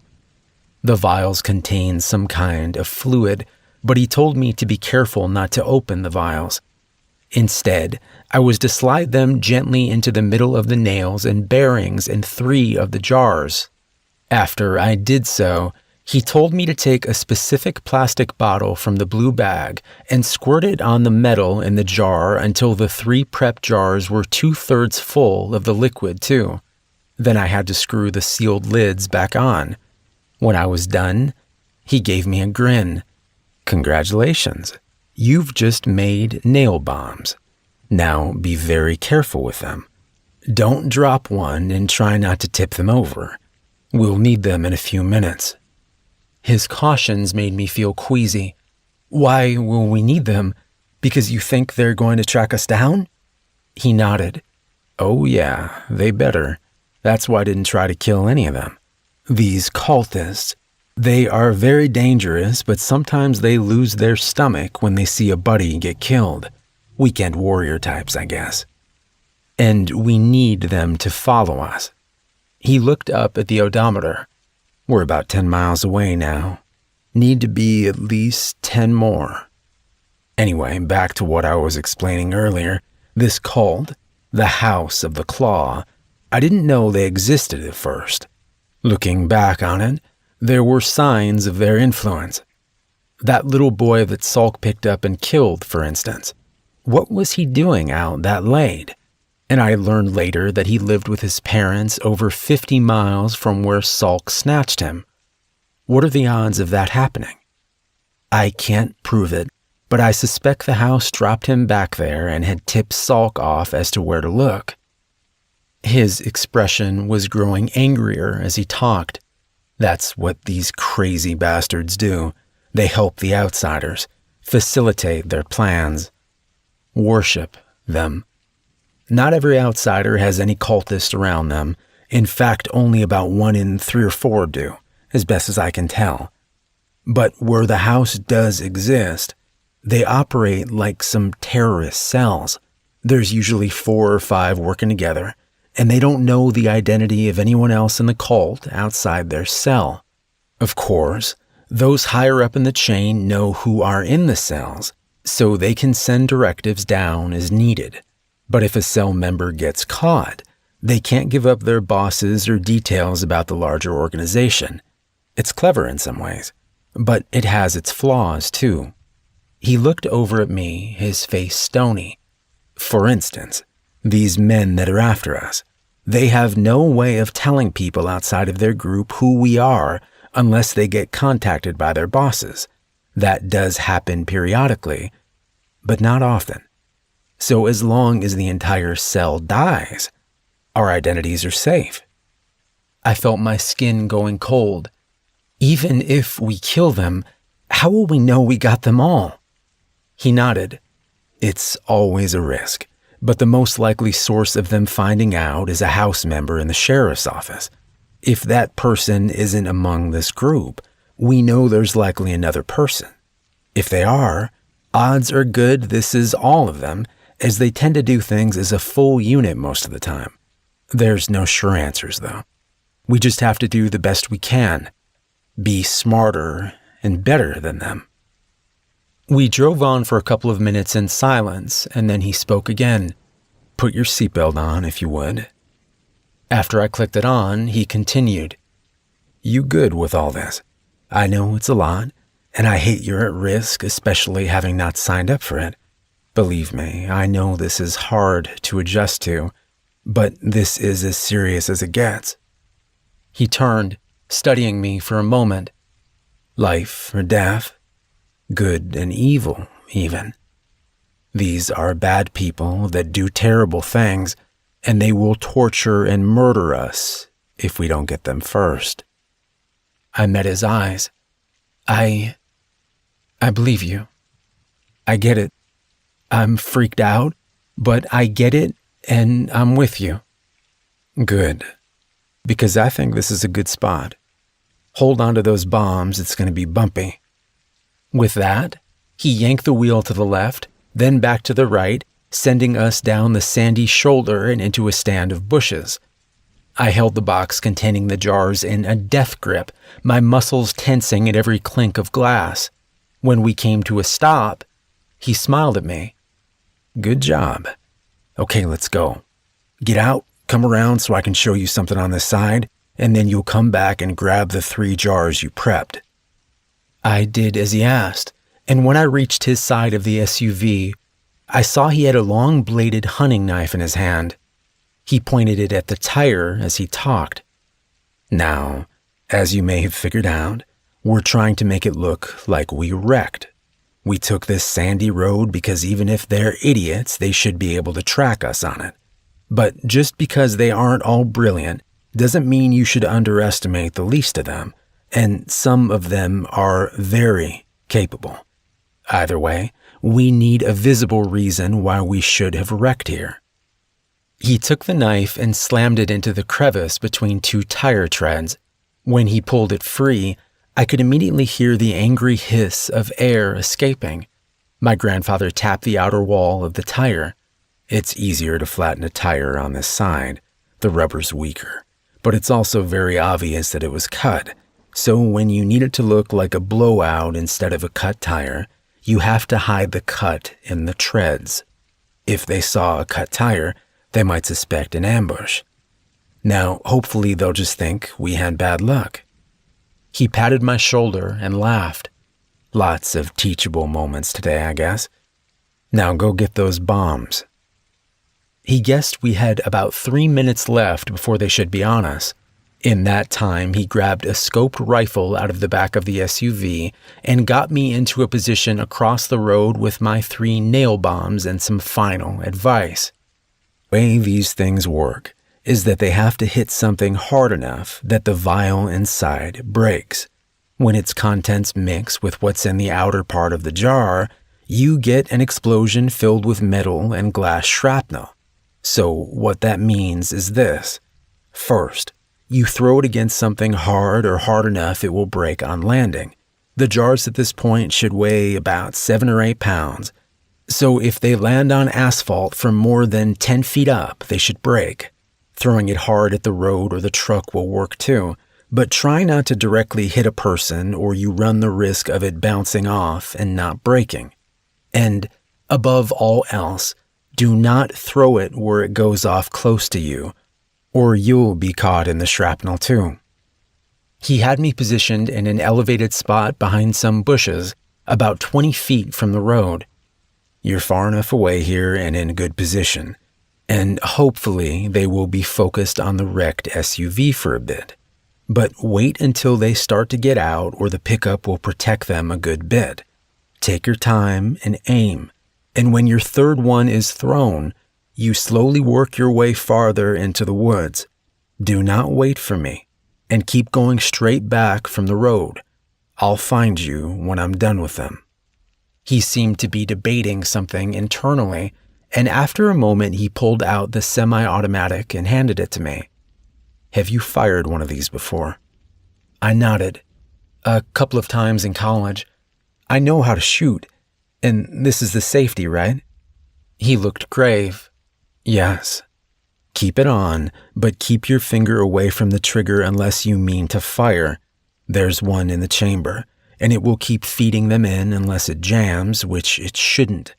You have 13 shots. Do not lock your arms. Do not pull the trigger. Squeeze it. Hold it tightly when you fire and remember it will recoil. For both the gun and the grenades, accuracy is always better than speed. Slow is fast and fast is slow, and you do not fire this at all unless you have no alternative. My goal is that they never see you at all, okay?" I could see by his expression he was scared, and I realized it was fear for me. I felt a wave of love for him and guilt at how I'd treated him. "I'll be okay. I'll play it safe and do what you told me." He gave me a half smile and reached forward to pat the side of my head affectionately. "Gotta go. See you in a few minutes." With the ease and agility of someone half his age, my grandfather moved down the embankment and back across the road before disappearing into the woods on the other side. Less than a minute later, I saw a cloud of dust as the cultist truck made its way towards us. As they approached, I felt anxiety gripping my stomach and I fought it down. I was worried I'd make a mistake, but I still had to try. I would do what he told me and trust that it would work out. As they approached the wreck, they slowed to a crawl and then stopped. From my vantage, I could see one of the men was stretched out in the bed, and I guess that was the one he had shot in the leg. His companion and the passenger in the cab got out to investigate the SUV. I hesitated, wanting the driver out as well, but he wasn't budging. Time to do it. The first jar hit the top of the truck, and while the explosion wasn't as loud as I'd expected, the carnage was impressive. One of the cultists was still high enough up the shoulder that a wave of shrapnel slammed into the back of his head, shooting up a bloody mist and sending him sprawling forward. The driver was looking around terrified, but seemed unharmed, and I couldn't see the third person any longer, as he had dove down after the first bomb went off. Not sure of my next best target, I ultimately aimed one for the bed of the truck. My aim was off, but lucky. It hit the driver's side window and shattered the glass, detonating as it did so. I heard the driver scream, but he wasn't dead from it. Instead, he was frantically putting his truck in drive and trying to get away. I felt a thrill of panic, but then I heard my grandfather's rifle. One crack, and I saw the cultist who had dove for cover near the SUV lose half his skull as the truck pulled away. A second crack, and the one I had knocked down with the first bomb flinched as the bullet went into his torso. 50 yards down the road, I saw my grandfather step out onto the road and line up another shot. The truck had surged past me now, and any idea of using the third bomb seemed fruitless. I was worried he was going to get away, but then a third crack came. I saw the back windshield break, and suddenly the truck veered from the road as though swept aside by some invisible giant's hand. It crashed into a small culvert on the left side of the road, and what I could see of the driver's head through the broken side window was a ruined mess. I was about to stand up and say something to my grandfather when I heard another gunshot. The man in the back of the bed had either been flung out or crawled out as soon as the truck came to a halt. He was down on his belly in the culvert, some kind of revolver in his hand. The gunshot had come from him, aimed at my grandfather. I glanced back at him and saw he seemed okay and was taking cover down the opposite shoulder. Still, I felt anger welling up inside of me. These goddamn people, trying to kill us, helping whatever these things were that were hurting people. What the actual hell? How could that be allowed to go on?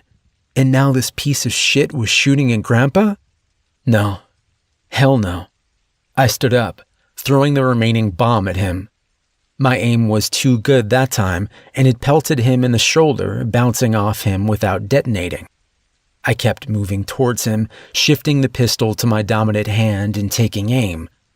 The first shot went wild, so did the next two, and by then he had gotten over being struck and figured out where the new shots were coming from. I saw him turning and aiming towards me and forced myself to slow down. I lined up a shot on his chest and squeezed the trigger. He fired a second before me, but it went wide. Mine didn't, and I saw him jerk as the shot took him in the shoulder close to where the jar had struck. He dropped the gun with a shriek, but I kept firing, emptying the clip into him. I looked around to see my grandfather approaching. He looked at the bullet-riddled body and then at me. "Looks like you got him. You okay?" I nodded silently, trying to keep my hands from shaking in front of him. My grandfather moved past to check the driver before coming back to me. They're all dead. I don't know if any of them are tied to the sheriff's office or not, but we may get lucky and be able to find that out. Believe it or not, these guys carry their wallets on them most of the time when they do this stuff. I guess they're worried about getting a ticket. He gave me a serious smile and squeezed my shoulder. I know what we just did wasn't easy, and you're still in shock now. That's okay. But I need you with me. Can you change out our flat tire for the spare while I check their bodies, get rid of that last bomb, and get our shell casings? I smiled weakly and said I could. 20 minutes later, we were back on the road and headed away from the carnage. My grandfather had found wallets on 3 of the 4 men, and one of those men had an ID card identifying him as a dispatcher for the sheriff's office. It was a small comfort, and it wasn't a guarantee that the House of the Claw wouldn't still be after us, but it was something. I asked him where we were going, and he hesitated. It's time I take you to where I do my real work. I need to tell you more, and there are things you need to see. He paused as though picking his next words carefully. Some of it is going to be hard to hear and hard to look at. I think we may be past you not believing me or trusting me, and that's great. But it also makes it harder when I have to show you things you aren't going to want to believe. I felt fear creeping back in past the staticky shell of shock and adrenaline. What do you mean? Just that there's more to all of this. And it's a lot worse than some random monsters occasionally killing people for fun, as though that wasn't bad enough. I'm not trying to spook you, just prepare you. For now, try to rest some. We've got a ways to go. What troubled me more than his words was the way he said them and the haunted look in his eyes as he studied the road. For all that had happened, he had never really seemed rattled or afraid, aside from worrying about me. But whatever he was thinking about now, I could tell he was shaken. I don't know my grandfather well, but I know him much better now than I did just a day ago, and whatever is able to truly worry or scare that man, well, it terrifies me. We rode silently for some time, with my initial assumption being that we were going back to his hometown for him to tell me the rest. As we drove, however, I began to realize that we were going north rather than east, taking the highway for 2 hours before he turned off onto a small paved road that later led to a gravel one. Another few miles and we turned onto a concrete driveway that led up to a metal gate and a chain-link fence, topped by razor wire and several surveillance cameras. A sign next to the gate read, Jagger Solutions Incorporated. I looked over at my grandfather, perplexed. What is this place? Why are we here? He smiled at me as he tapped a remote attached to his visor and the metal gate began to open. We're at the Batcave.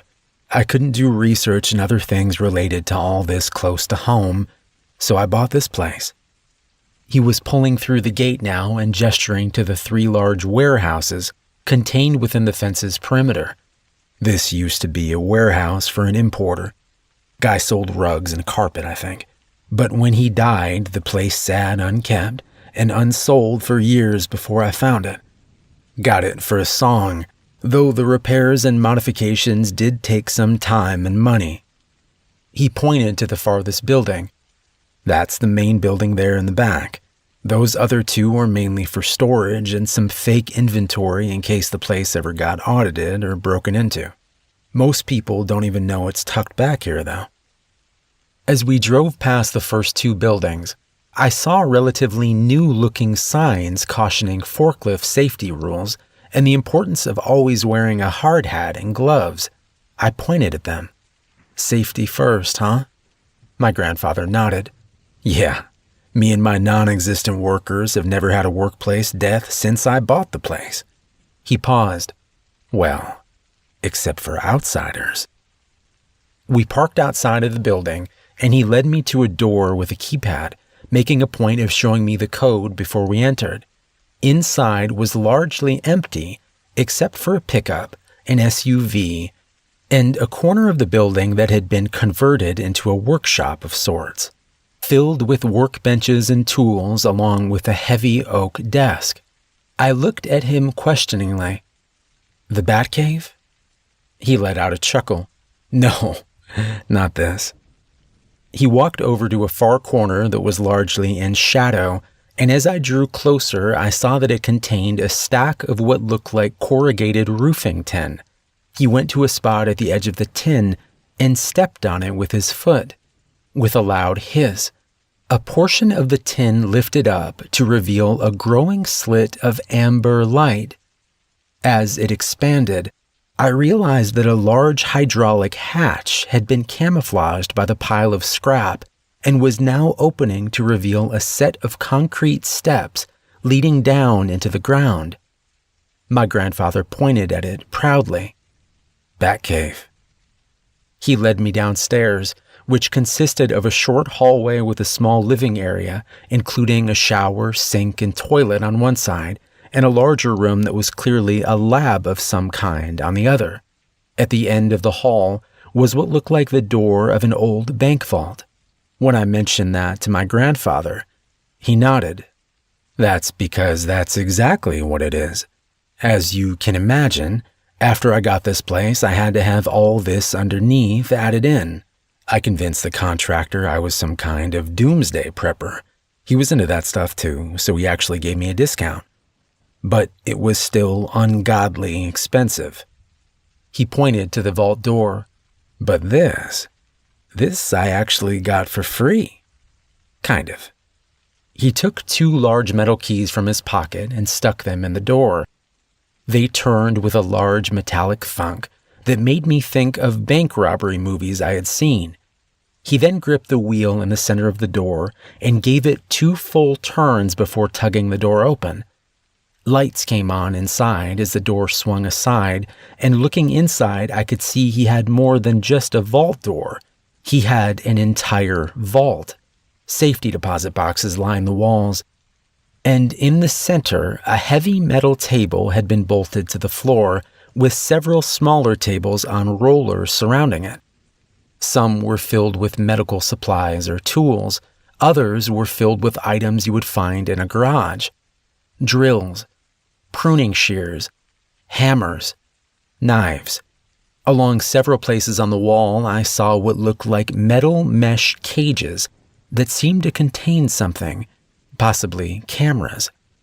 Everything was immaculately clean, but it did little to make the room seem less sinister.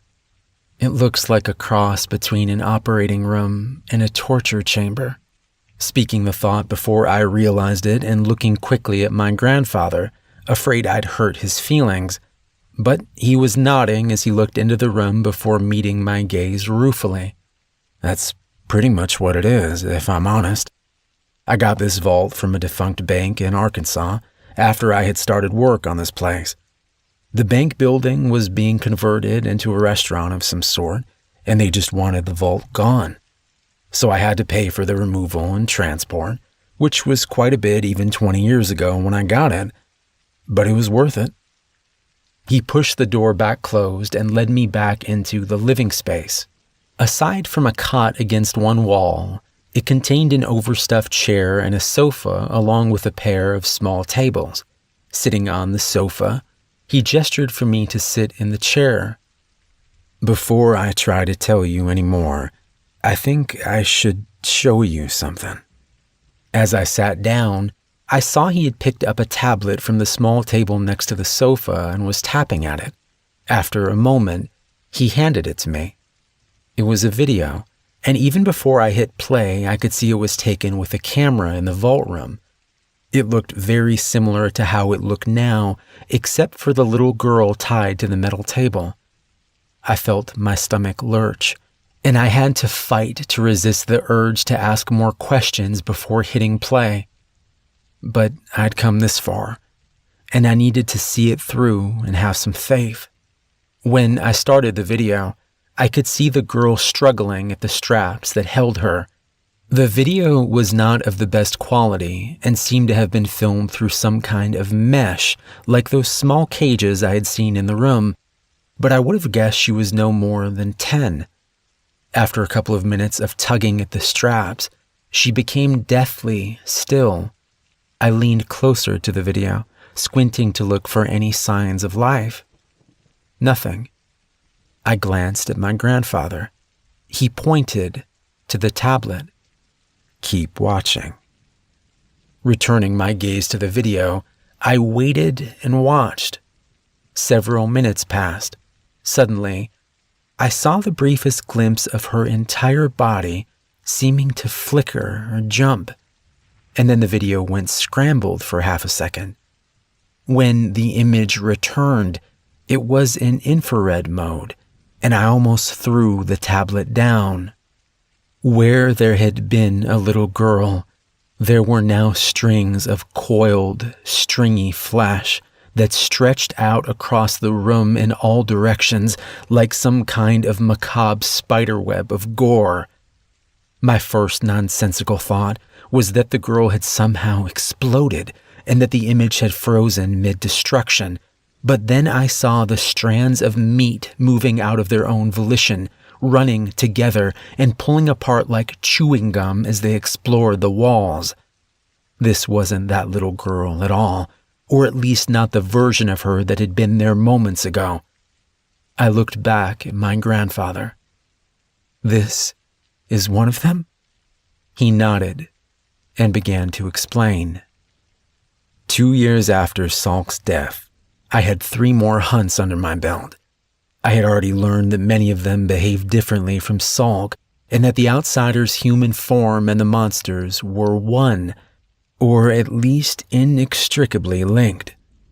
But I had only seen one of the 3 actually transform, and he was radically different than the thing that Salk became. He was a young guy named Stephen Kolchak, and he worked construction in Atlanta. I had taken to going to medical conferences different places to have a reason to travel and widen my net and search for more outsiders. I'd encountered him at a diner near his current work site and decided to extend my stay a few days. I trailed him back to work and found he was working on a high-rise apartment building that was going up nearby. He knocked off at 4 that afternoon, and I kept up with him all the way out of Atlanta proper and into one of the suburbs where he lived with his parents. I followed him for the next 3 days and nights as best I could, and on the 3rd night he left home and headed back into the city. At first, I thought he might just be going out somewhere, but he headed right back to the work site. He didn't seem to have a key to the gate, but he scaled the fence nimbly and ducked into the shadows of the partially constructed tower. I went down the fence a couple 100 yards and followed suit. It took me a couple of minutes to find him in the dark, but then I saw him in the dim illumination of a distant streetlight, standing just inside what would one day be the lobby of the building.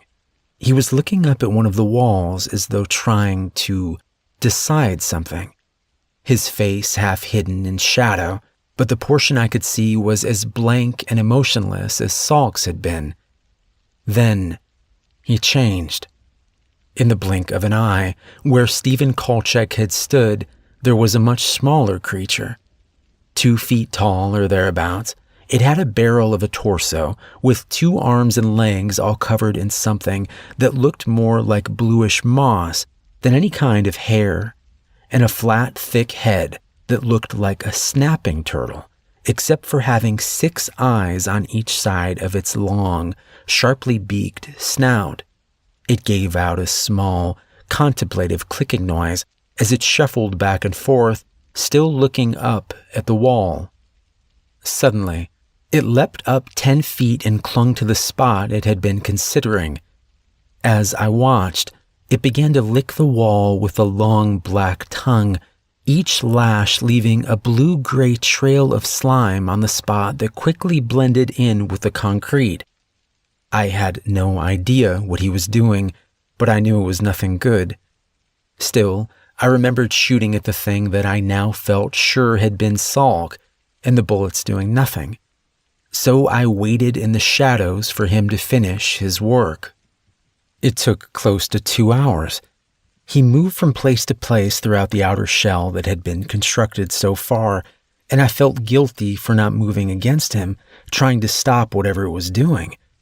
It was too great a risk without knowing more about what, if anything, might hurt or kill him in this form. When the creature was finished, it climbed back down to the ground, and just as quick, the young man was standing there again, fully clothed, no sign of having just turned into a monster. This was food for thought, but now wasn't the time for theorizing. Trying to move quietly, I left the shadows to intercept him from behind as he went to leave the building. I had a collapsible baton that I carried with me from the car, and I brought it down hard on the back of his head. Or that was the plan. Unfortunately, he turned at the last second and it glanced off his shoulder, eliciting little more than a grunt of pain as he dodged to the side. I was already reaching into my jacket pocket for my stun gun, but when I pulled it out and hit the button, it was dead. This was strange because it had been fully charged and working when I got out to follow him over the fence. But again, no time to wonder. There was another flash of movement and the man was replaced with the creature. Without missing a beat, it leapt at me, slamming me to the ground. I managed to get the baton up in time to catch its sharp mouth diving for my face. With the iron bar of the baton wedged into the creature's maw, I felt like I was just delaying my death rather than preventing it. It was surprisingly heavy on my chest, and its hands and feet ended in hard claws that were already digging into my clothes and flesh, pushing my arms down and minimizing any leverage I had to push the baton and the creature farther away from me. Then I noticed it was stopping. It pulled its head away swiftly, and I thought at first it was going for another lunge, but then it jumped off me, shaking its head. I rolled to my feet, ready for the next attack, and saw that it was glaring at me. Light gray smoke coming from the edges of its mouth. I could see the yellow-brown of its beak blackening slightly where the smoke touched. I could tell it was considering its options, looking at the baton in my hand and then myself. It was afraid of it more than me. It suddenly leapt into the shadows, and for a moment I thought it might be retreating. But then I heard the scrabble of claws behind me. I spun around with a blind swing and managed to catch it right before it landed on me, knocking me back down. The baton had hit it in the side and done remarkably good damage, caving in part of its torso and causing it to immediately begin trying to roll crawl away. But I was quicker this time, getting back up on my knees and bringing the weapon down again and again until I was certain it was dead. I found out later I survived because dumb luck. Some of these things are very weak to iron, unnaturally so. If it had been made of steel, I would have died that night. And there was a time later on where my reliance on iron nearly did me in. There are rules to these things, but you can never assume they will always apply. There are always exceptions, and you always have to remember that they have most of the advantages. The way you beat them is by being smarter and stronger-willed than they are, more clever. I'm still learning now, but back then, I still had a lot to learn. One of the things that I wondered early on is what the nature of these things truly are. First of all, are these people transforming directly from their human forms into monsters, like a werewolf or some version of vampires? But if that was the case, I reasoned, then what are the limits of how much they can transform? Look, there's no denying the supernatural component of all this, and even early on I understood there would be some aspects of it I could never explain fully. But at heart, I'm a scientist, and I always start from that framework in trying to understand what I can. I considered mass, for instance. Once I understood more of how the human and creature forms were connected, I started looking back at earlier encounters. Sulk, for one. That creature was over half again as large as him as a man, and while you can displace mass to some extent if he was less dense in spots, I can tell you from the sound of it chasing me and the force with which it knocked me out that the monster version of Sulk weighed significantly more than the man did. And this creature I just told you about, it was less than half the size and weight of Stephen Kolchak. Even if his physical body was somehow transforming into that thing, where did the rest of the meat and bone and fluid go? And then you have examples like the video I just showed you. These things take all kinds of forms and sizes and then go back to looking like people the next instant. But the biggest sign was the clothes. They weren't shucking off clothes or ripping them apart as they changed. They would turn back into being human with hardly a wrinkle or smudge. So they aren't transforming. They're swapping places. It was a theory at the time, but since then I've managed to get some footage slowed down enough that you can see the transition happen, if just barely. It's similar to when you drill through the seed, though it happens even quicker. One moment the person, next moment the monster, or to be more accurate, they are both the monster, just with different strengths and weaknesses inherent to each form. Both are capable of doing a great deal of harm, and I've seen more than a few that seem to rarely change at all to their other form. Their goals don't require it, I guess. When I had this place set up, I redoubled my efforts to learn more about them and those goals.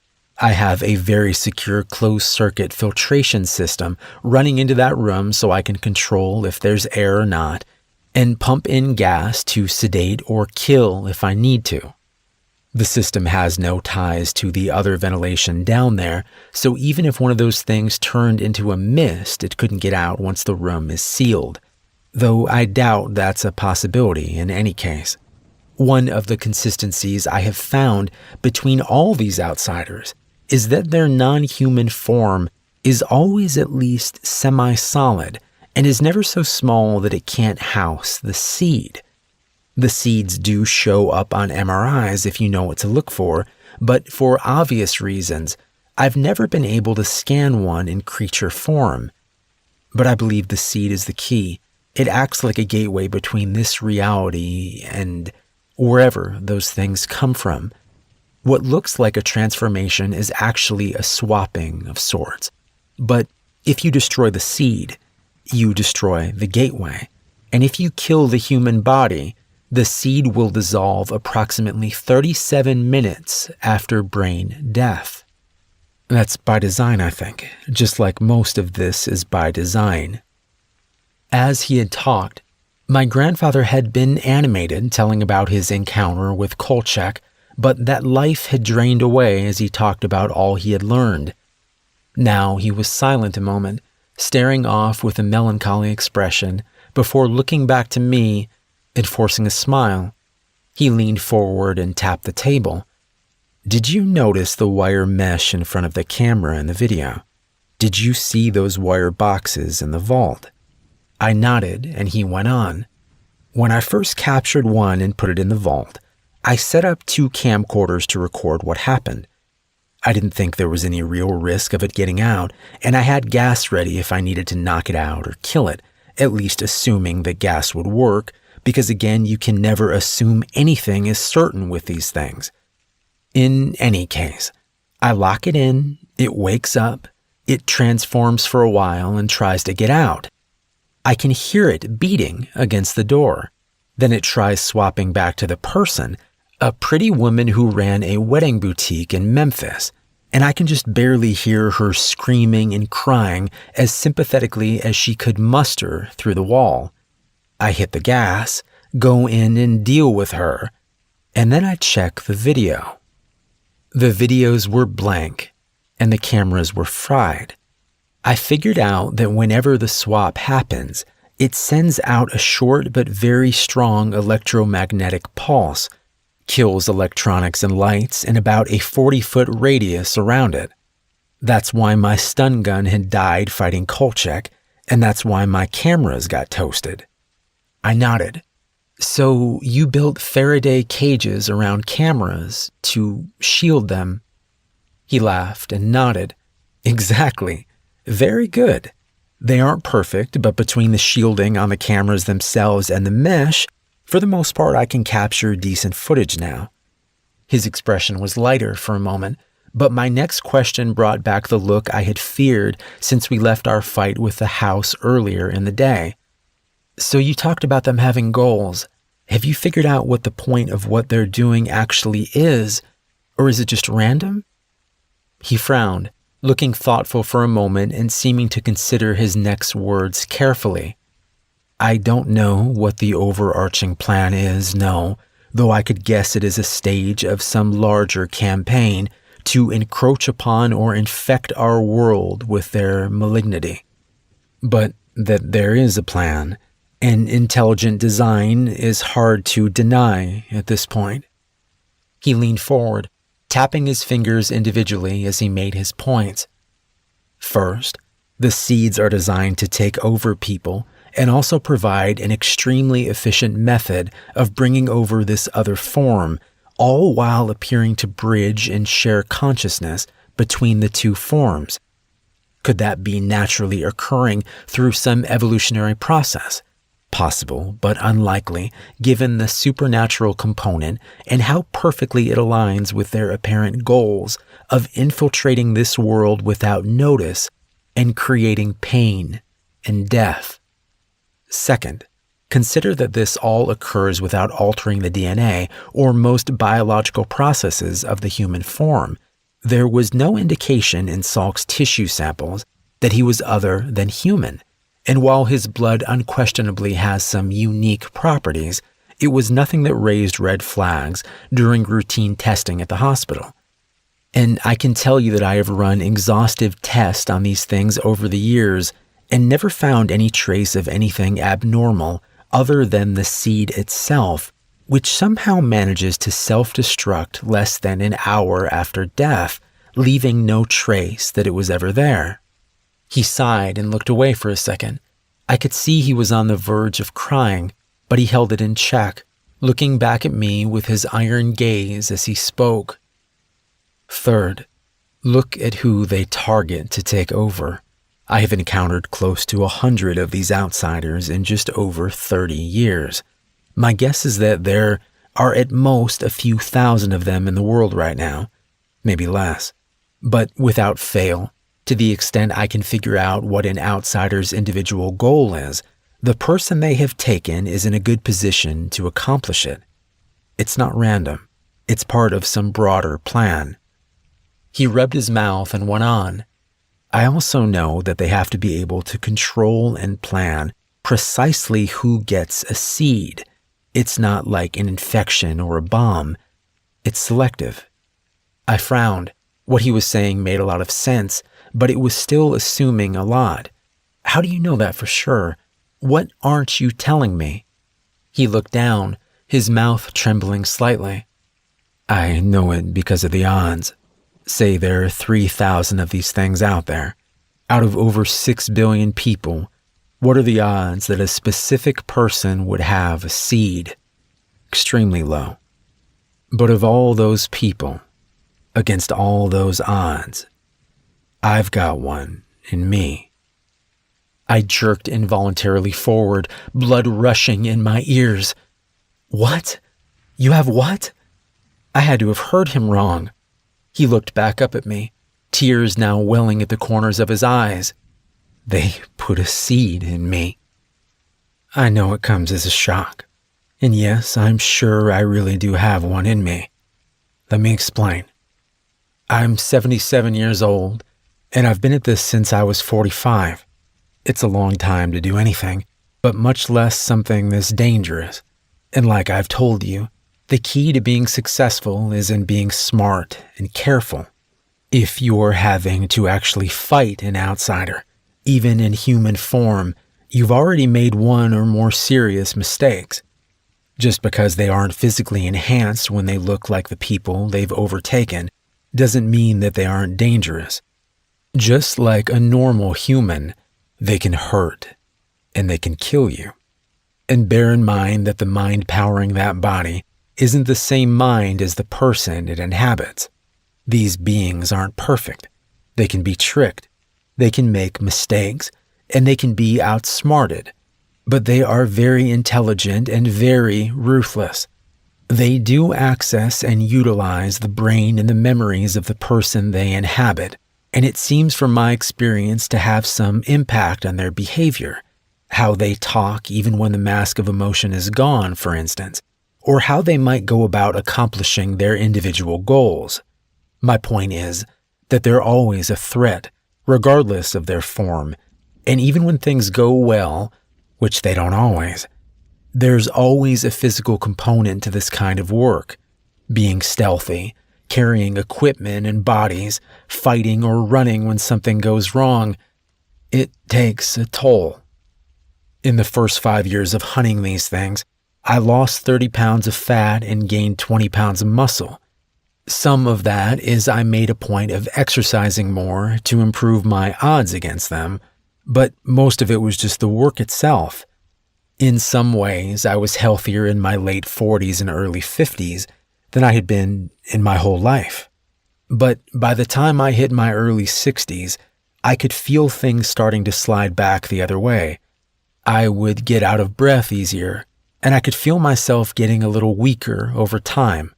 If I got hurt, it took longer for me to come back from it, and my joints weren't as limber anymore. Now, I'd estimate I was still well above average for someone that age, but most people weren't doing the kinds of things I was doing either. And while it concerned me some, it wasn't unexpected. All I could do was mitigate the effects of aging as best I could and keep working on improving how I did my work. Then, one day, I got sick all of a sudden. I was in a grocery store and I felt a wave of nausea and dizziness overcome me. I would have fallen if not for the shopping cart I was pushing. I stood there gripping that cart for support long enough for a couple of different people to come over and ask if I was okay. I was able to reassure them and eventually got moving again, but I had to give up shopping and head to the car. By the time I was cranking up, it had faded somewhat. I still felt bad, but I was okay to drive. So I drove home, drank some water, and went to bed. I woke up 12 hours later, and my first thought was to get a feel for how I was doing. Was there any sign of weakness or nausea, of fever? But no, not only did I not feel bad any longer, I felt great. I got out of bed easily, and as I cautiously tested myself, I could tell that I had none of the aches and pains that I would have normally expected after being in bed so long. Over the next few days, the feeling of wellness and strength only grew. My endurance was better than it had ever been, and I could lift as much as when I was 25. I knew this was all abnormal from the start, and I considered that a seed could have been implanted from an early stage, but you have to understand that I was trying to be cautious. I was monitoring myself very closely, and so far I wasn't seeing any negative side effects or indications of anything usurping my control. Plus, seeds didn't make outsiders physically stronger or better in their human form. When I began to worry more about the possibility I had one implanted in me, that was the fact that I could always return to as a way of assuaging my fears, or rationalizing them away. Because I admit I didn't want it to be a seed, and I didn't want the way I felt to go away. It was easier to just keep enjoying the benefits and keeping watch for any trouble rather than getting a definitive answer. I had already learned I could detect seeds with an MRI, but when the thought of testing myself would periodically arise, I would always find an excuse for delaying it, waiting until I had gathered more data. I was being foolish and selfish, trying to lie to myself and doing a poor job of that. But then, I got shot in the chest. While I've had several encounters with the House of the Claw over the years, today was only the fourth time I actually had real combat with them. The first time was when I was in my 50s, and the second time was a short time later with the remainder of the first group, which taught me the importance of killing an entire cell when you can. The third time was about 6 months after I had gotten sick in the store and woke up the next day feeling so much stronger. I had hunted down 2 outsiders in that 6-month period, but the second one had a group of the house that were serving it, which I learned a few days later when they ran me off the road.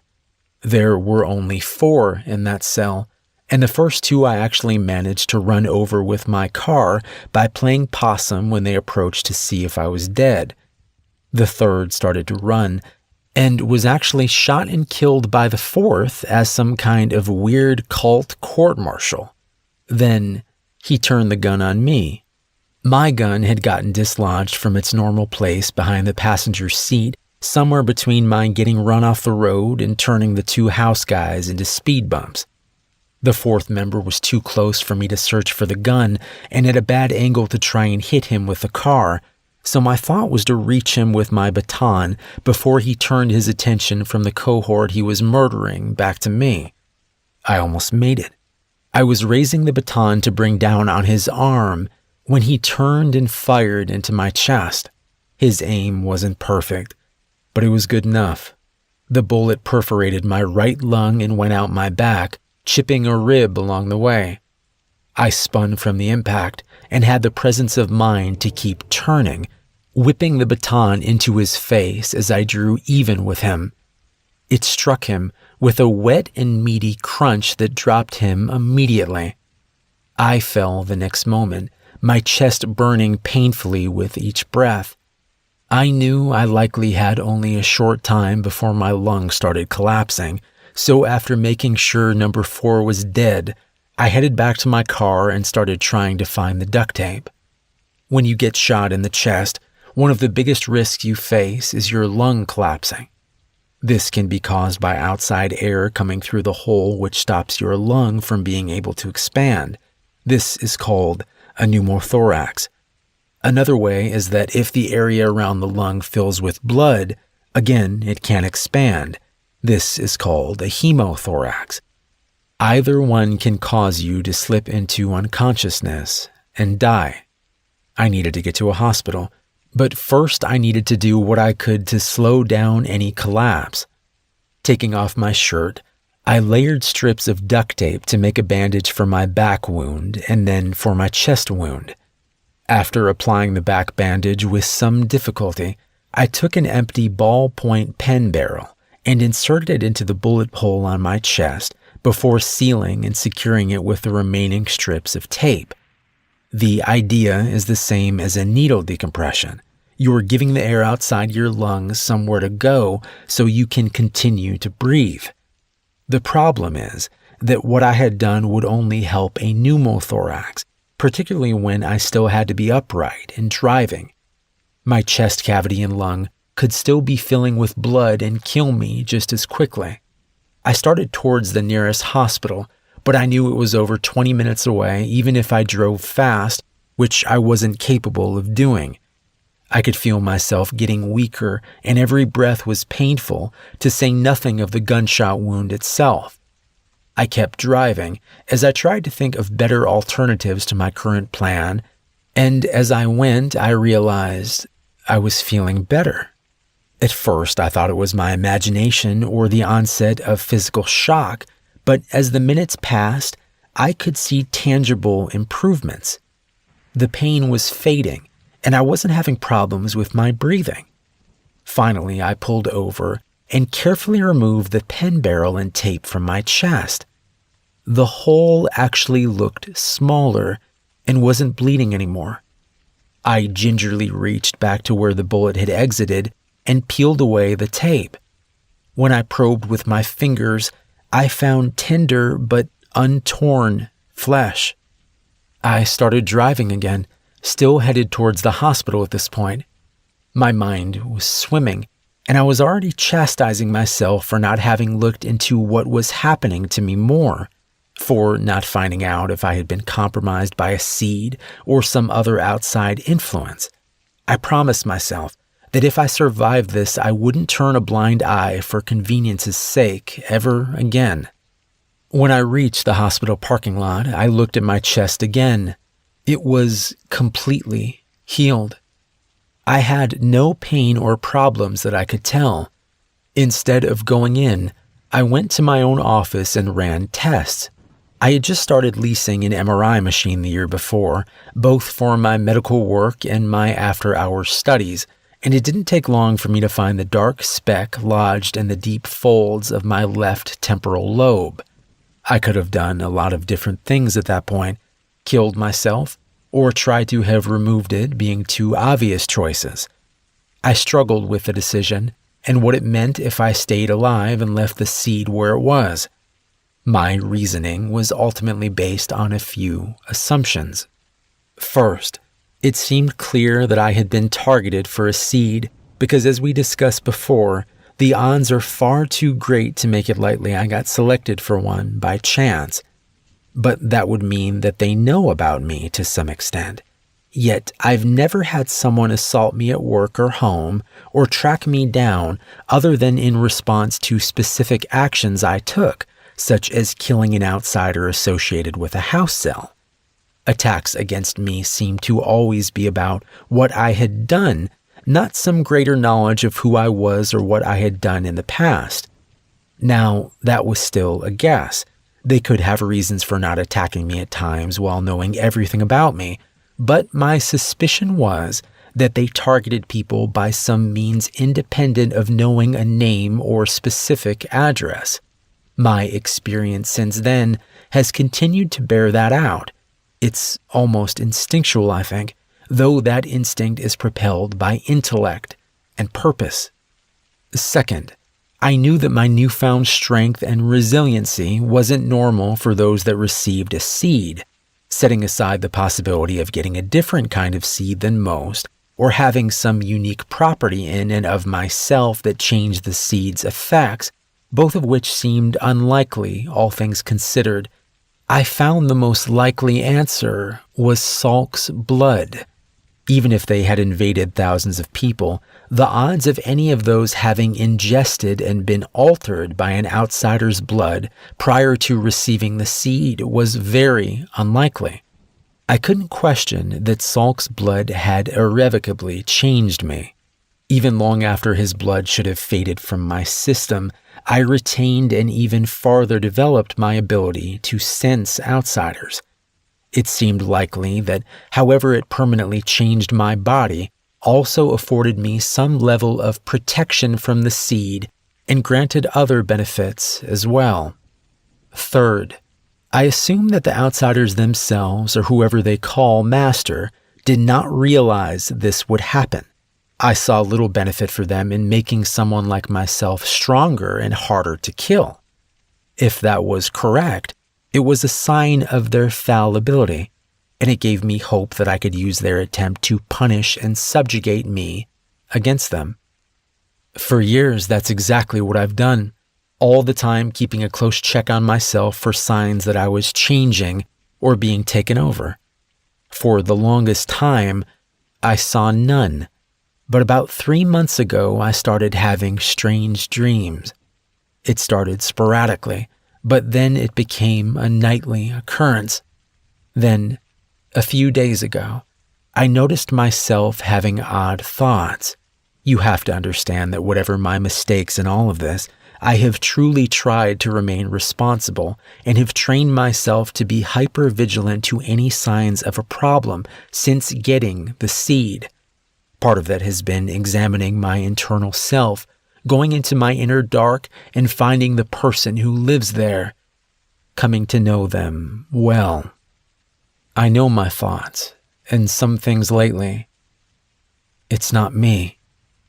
I haven't lost control, not that I can tell, but I can't continue on like this any longer. It's too great a risk to everything I care about, including you. I've made friends over the years. Some are people I have helped. Others are on the inside of this thing like I am and, well, like you are now. at least to some extent.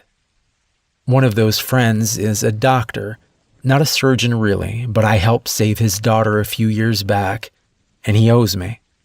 He knows enough, and I've told him enough, that he can do the procedure I've taught him to remove the seed from me. I've never done this procedure on someone before, and I have no way of knowing if it will work. One of several things will likely happen. 1, he will be able to extract the seed with minimal brain damage and no fracture of the seed. If that happens, I will likely live and be okay. 2, he will extract the seed intact, but it will cause significant brain damage, either killing or severely impairing me. That is not my favorite outcome. 3, he will fracture the seed during extraction, and I will get transported either alive or dead to wherever these things come from. Hopefully dead, because I don't think they will greet me warmly. 4, the seed will react to being extracted and either take me over or kill me. Now, there is another possibility in all this. Given our history, I think it's unlikely, but I can't rule it out. If my doctor friend Prakash has been gotten to, he may try to kill me while I'm under. In that event, or if the seed does start taking me over, it would be useful to have an insurance policy. As I can tell, you've already guessed that I'm talking about you. This is nothing you have to say yes to, and I hate the idea of putting you at more risk than I already have. The procedure isn't going to be for 4 more days, so you have time to decide in any case. My original plan was to help you finish sorting out your folks' stuff and then come have the procedure on my own. If I didn't make it, well, I got to spend some time with you and you would hopefully have some good final memories of your grandpa. But things never work out quite like you plan. Your knowledge and involvement today opens up a new possibility, but one that you need to seriously consider before you decide what you want to do. If you say no, I'll spend the time I have with you now if you're willing, and I can always look you up later if things go well. If things don't, well, we'll discuss contingencies before you leave if you decide you want out. If you say yes, then you have to commit to it for not only my sake, but yours. I can't have you in a dangerous situation that you aren't prepared for. What I'm saying is, if you decide to stay and help, you have to be ready to kill my friend. You have to be ready to kill me. You need to think about it for a while before you answer, because this hole only goes deeper and darker the farther in you go. I think I've done some good in my life, but I have no illusions about who it's made me, or more accurately, what it's brought out in me. I'm a killer, and that's not an easy thing to face and live with for a lot of people. It's up to you to go into your inner dark like I did and find the person that's waiting there. See what they are and aren't capable of living with, and if you can embrace that. Just remember that when you really find them, past all the bullshit and self-deception, you'll have found something valuable and true. Whether they want to stay or go, kill or run, whether you love them or hate them, that inner self won't lie to you. Sometimes I think that's the worst part. They're so goddamn honest. My grandfather's going to die, and it's my fault. That's the thought that keeps pushing to the surface as I pound on the lab door, screaming for Prakash to let me out, to not do this. I try to force the idea back down. It's a distraction and I need to focus, but it keeps working its way through me like shrapnel driven by some inexplicable need to harm. I step back and slam against the door with my full body weight once, twice, and on the third time I feel my collarbone give way when I hit. Biting back a sob of pain and rage, I beg again through the door for the doctor to leave him alone. But the only answer I receive is silence. I had gone to pick up Prakash from a department store parking lot over an hour away. He was a small and fidgety man, standing next to his car with a small duffel bag in hand. When I identified myself as Dr. Barron's grandson, he greeted me warmly. And when I handed him the black sack to put over his head and asked him to get in the back so he wouldn't be seen, he nodded without complaint or any sign of surprise. Whether that was because my grandfather had already told him he couldn't know the location of where he was going, or because he was just that compliant, I wasn't sure. I looked through his duffel bag, but it was just a collection of medicines, syringes, and a few other medical supplies that I supposed he brought in case my grandfather had forgotten something that was needed for the procedure. We drove in silence for the most part, other than me periodically asking if he was comfortable enough. And when we arrived back at Jagger Solutions, I carefully led him inside the warehouse where my grandfather was waiting. After patting him on the back and thanking him again for his help, my grandfather led Prakash down to the lower level before finally removing the black sack from the man's head. Prakash had looked dazedly around at the bright lights and new surroundings before focusing on us and smiling. He said he was ready to begin whenever we were, and in less than an hour, my grandfather was in the vault and under anesthesia, strapped down to the same metal table where so many outsiders had lain. I didn't like the look of him on that table. In a hospital gown, asleep and tied down, he looked so vulnerable. As he had instructed, I was standing at the open door to the hatch, gun ready in a holster at the back of my belt. I knew that Prakash had seen the gun, and I had made no attempt to hide it, figuring its presence might serve as a deterrent if he was up to something nefarious after all. But I thought my grandfather was right. Prakash seemed to be a good man who genuinely liked my grandfather and deeply appreciated him saving Prakash's daughter years before. They had talked amiably for a few minutes as my grandfather had gone under, and it seemed natural and heartfelt. As he was fading into unconsciousness, my grandfather had waved me over. When I was close by, he gave my arm a squeeze and met my eyes. "Remember everything we talked about. I love you, and I'm very proud of you." I saw tears forming at the corner of his eyes.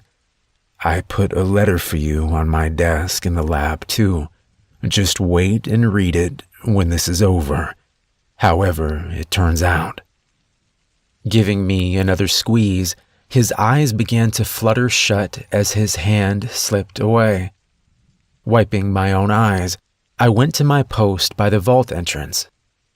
While my grandfather had described the procedure to me, I had only understood it at the most basic level, and I assumed it was going to be a fairly long operation.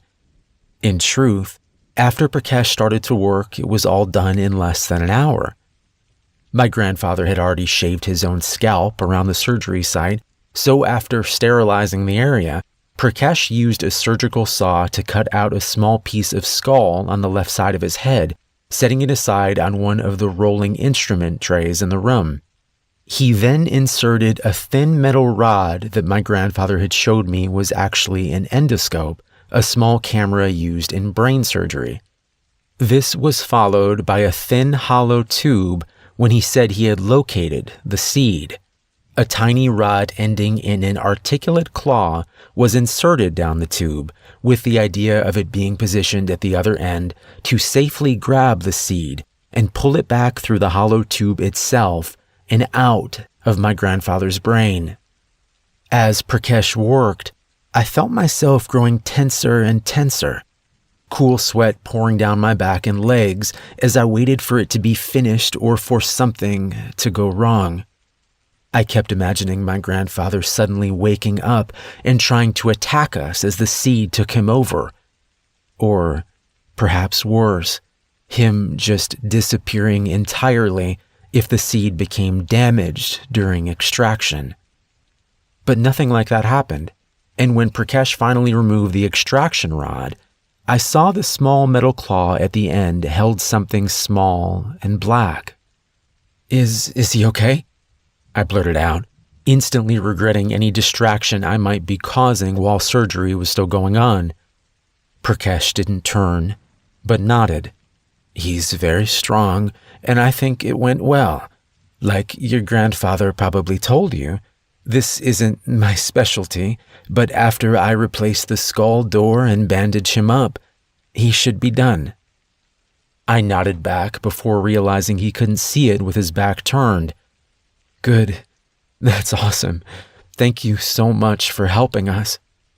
I thought for a moment I saw Prakash flinch, but he continued to work steadily, and I decided it was my imagination.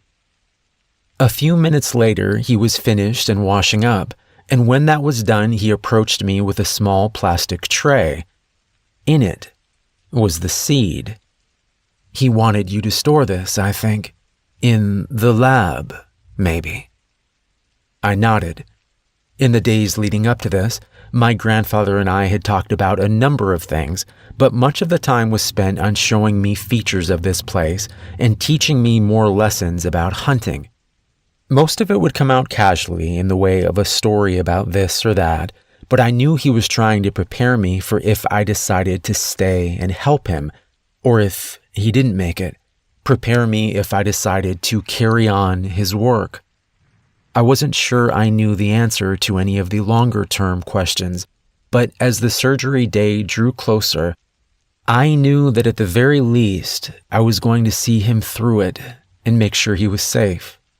And what Prakash was saying was true. My grandfather had wanted to store the seed in a secure freezer in case it didn't dissolve this time. He theorized it was possible since it was being extracted rather than disappearing from a corpse, and if it did stay, he wanted it safely confined and available for study. Seeing it held out to me in that plastic tray, it seemed like a physical manifestation of my relief that it was safely out of my grandfather. I smiled at Prakash, fighting the urge to give him a hug and reaching for the seed instead. I left the vault and went to the door of the lab, Prakash following behind.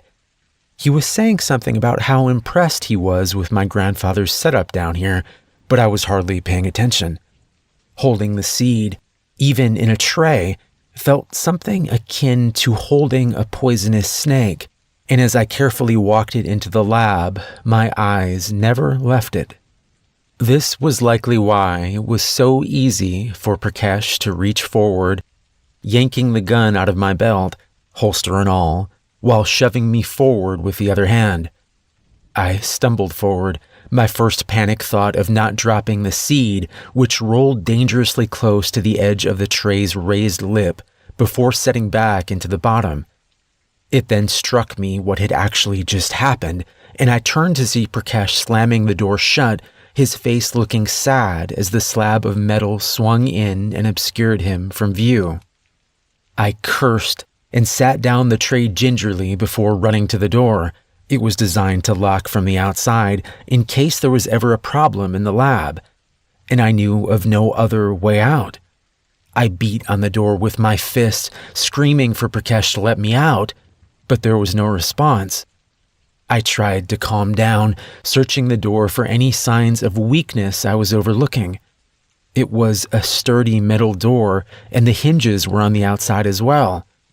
I looked around the lab for something I could possibly pry the door open with, but there was nothing I could see that would make a dent in the job. Finally, I went back to yelling and pounding on the door, slamming against it hard enough to break my collarbone. At this point, as I lay defeated and weeping at the bottom of the door, I knew at least 15 minutes had passed. Prakash could have easily killed him already or something even worse. He could be carrying him off to be tortured right now, and it was all because I thought it was over and let my guard down. I failed in the one thing my grandfather asked of me, to keep him safe. I beat my head with my fists as I cried harder. I could feel myself slipping closer to some dark nadir of self-loathing and despair, and I forced myself to stop. Now was not the time for this weak bullshit. I needed to think, to try and be more like him. I needed to be smarter and better. Wiping my face, I stood up and started looking for anything that I might have missed or that might be useful. I saw my cell phone on one of the counters, but it was useless at the moment. My grandfather had turned on a series of cell phone jammers before I arrived with Prakash to keep him from being able to communicate with the outside world while he was with us, and the controls for them were in the living quarters, not the lab. I jammed the phone into my pocket and kept looking. When I reached his desk, I saw the envelope he had left me sitting at its center. I hadn't even noticed it when I was looking for a pry tool for the door, but now it was hard to take my eyes away from it. I knew my time was limited, but I felt some dim hope that it would contain some solution for our predicament. That, like so many times before, my grandfather had outthought his opposition before they even knew he was there. I tore into the letter and saw it was written out in his deliberate but messy handwriting. Jason, you're a good man. You deserve to have a happy life, and you need to have your own reasons for what you do and how you live.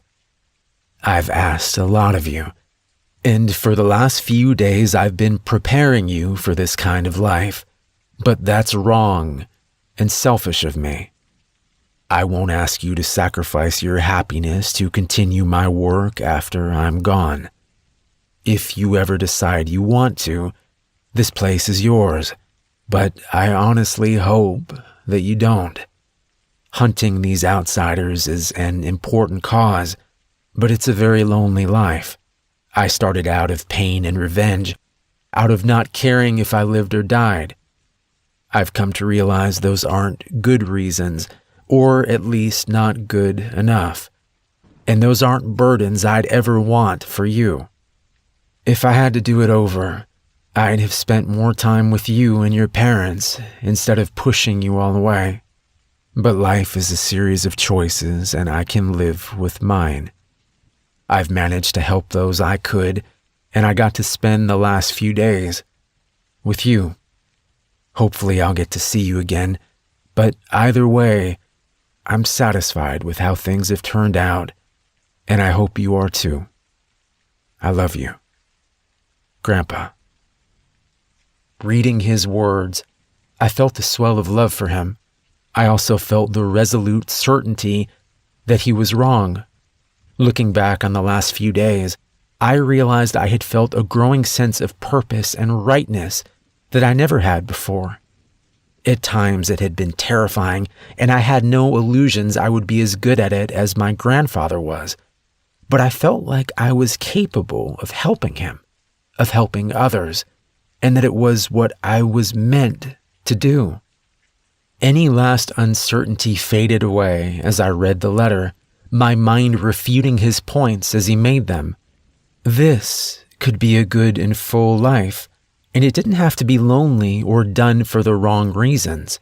And whatever my grandfather's reasons for starting down this path, I knew that he had stayed on it because he was a good and strong man that couldn't stand by while those evil things hurt people. And I was going to tell him that in person. I put the letter down, my mind racing as everything seemed to slow down around me. I had to be at 20 minutes now. If my grandfather was dead, time was less of an issue, but I doubted he was. Not yet. Assuming Prakash was taking him away from here and wanted him alive, he probably needed to stabilize him farther and then prep him for being moved.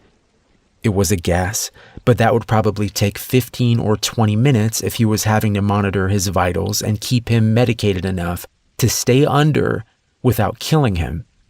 He then had to physically drag him up and out to a car, find keys for the car, and drive away. Another 10 minutes given how much larger my grandfather was than Prakash. That meant I might have 5 to 10 minutes before they were gone. That would have to be good enough. I ran to the refrigerator where he stored blood and tissue samples of outsiders. Looking through the blood vials, the most recent 2 were dated 3 months earlier. I had no idea if this was going to work and if freshness had anything to do with it, but it was the best chance I had at this point. I gave the vials a shake, uncapped the first one, and drank it down as quickly as possible. Immediately, my gag reflex tried to rebel against my plan. Punching my leg, I fought down the urge to vomit through gritted teeth and then uncap the second vial. Down the hatch. There was no nausea now, and I thought maybe the trouble was past. Then my midsection flamed into white-hot pain that dropped me to my knees. I would have screamed if I was able to, but there was no air left in my lungs, or in the world at all, it seemed. I fell onto my side, clutching my stomach with both hands as the pain rolled upward into my chest. I felt myself spasm once, twice, and then the pain was suddenly gone. God, I said, ragged breath slowly coming back to me. Okay. Part 1 done. Ideally, I would have waited longer before the next step to ensure that the blood had time to take, if it was going to take at all. But there was no time, and I was just going to have to hope for the best. Leveraging myself back to a semi-standing position, I used the counter to shuffle around to where the plastic tray sat. I swallowed my revulsion at the sight of the seed sitting there, its black surface reminding me of the dark surface of a spider's abdomen as it sat hunkered down and quietly dangerous. Not giving myself more time to think about it, I picked the seed up and swallowed it quickly like the world's bitterest pill. It had almost no taste other than being faintly salty, and I suspected that taste was coming from the bits of brain fluid clinging to its surface. I held onto the counter and waited, my worry building that ingesting it would either do nothing or just make it easier for it to take me over, blood or no blood. After a minute with no change, I walked slowly back over to the door and put my ear up to it, trying to hear any signs of what Prakash was doing or if my grandfather was still alive. At first, I heard nothing. Then I realized I was hearing something after all, a small popping sound, but it wasn't coming through the door, and as I turned and looked around the lab, I couldn't find its source there either. That's when I realized it was my collarbone knitting back together. Within a couple of seconds, the pain in my shoulder was entirely gone, and as I slammed my fist into the door again, I could feel the change immediately. My arms felt stronger, more solid, and with each blow, I felt the door starting to give way more and more. When I felt the first hinge pop loose on the other side, I shifted to kicking the door. 3 kicks later, it was down, and I was out. I looked around, but I saw no sign of anyone in the hall or across in the living quarters. Heading into the vault, I was terrified I'd find my grandfather's dead body laying on the metal table, but it was thankfully empty. That left outside. I ran upstairs and was heading outside to see if the cars were still there when I caught movement in the corner of my eye. I turned back to see Prakash hunting for a set of keys at the little corner workshop my grandfather had set up in the above-ground warehouse. When he heard me approaching, he spun around, his eyes wide. You stay back.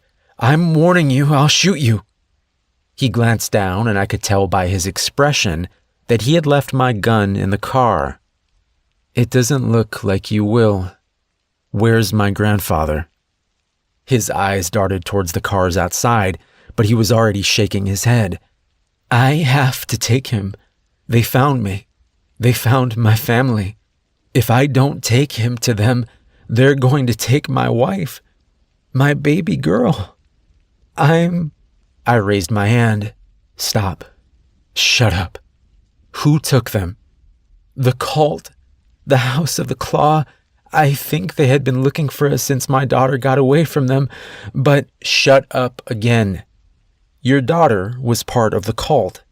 He nodded weakly.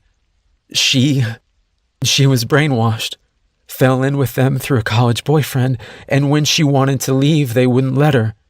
She sent me a text asking for help after almost a year, but I had no way to find her. Tears were mingling with the sweat on his cheeks now.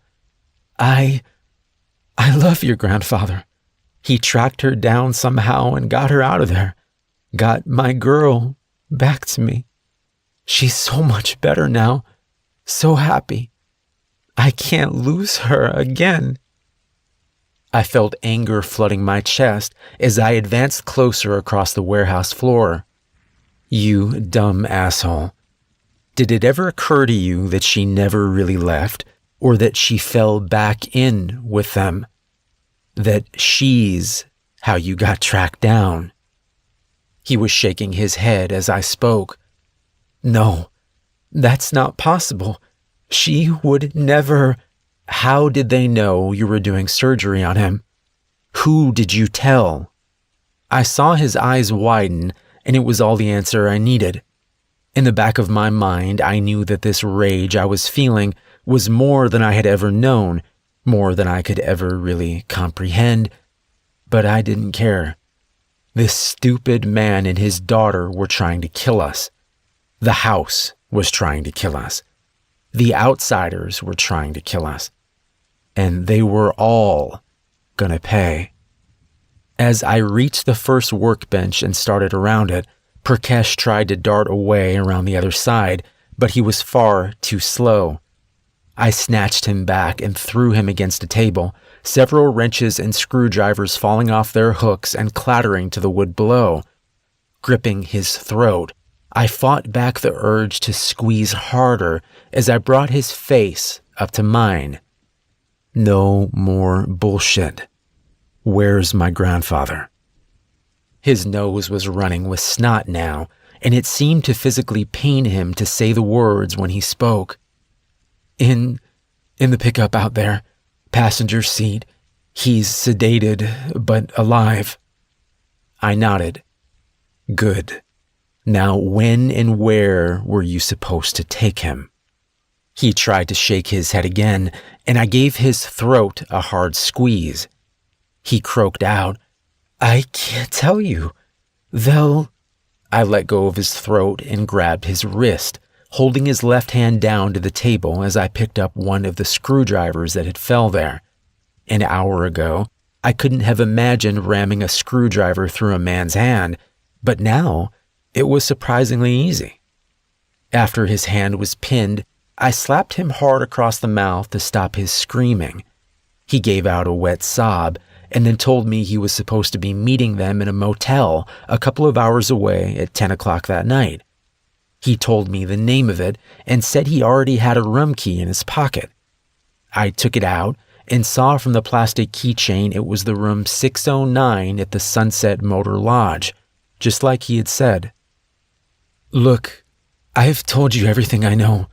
Please let me go. Let me get my family to safety. I stared at him for a moment, weighing my options. I felt the stirrings of what felt like sympathy for him, but I knew better. I had spent so much of my life confusing weakness and uncertainty with mercy and consideration. It was easy to do living a mundane life where the stakes were low and very little mattered. I was finding out now that when things really mattered, the right thing to do was usually the hard thing, but it was also the easiest to see. Sorry, but I'm not done with you yet. After I quickly gagged and bound Prakash and secured him back down in the vault, I ran to the pickup truck to check on my grandfather. He was just as the man had said, slumped over and heavily sedated, but still very much alive. Reaching under the driver's seat, I pulled the key free from where it was taped and started up the truck. To be safe, I drove an hour away to a hospital where I told them that my grandfather had been attacked by some unknown assailant prior to my arriving to meet him for lunch at a local restaurant. Luckily, I'd had the foresight to drive in the direction of his actual hometown, which the hospital was over 45 miles from. And I had Googled restaurants so I could name a real place. The local police were still called, of course, and I gave them an earnest but unhelpful statement. Both the cops and the doctor had questions about the shaved portion of his scalp and the surgically precise wound to his skull, but they could only listen to so many blank-eyed and shrill assertions by me that they needed to find whoever the maniac was that did that to my grandpa, before sullenly giving up.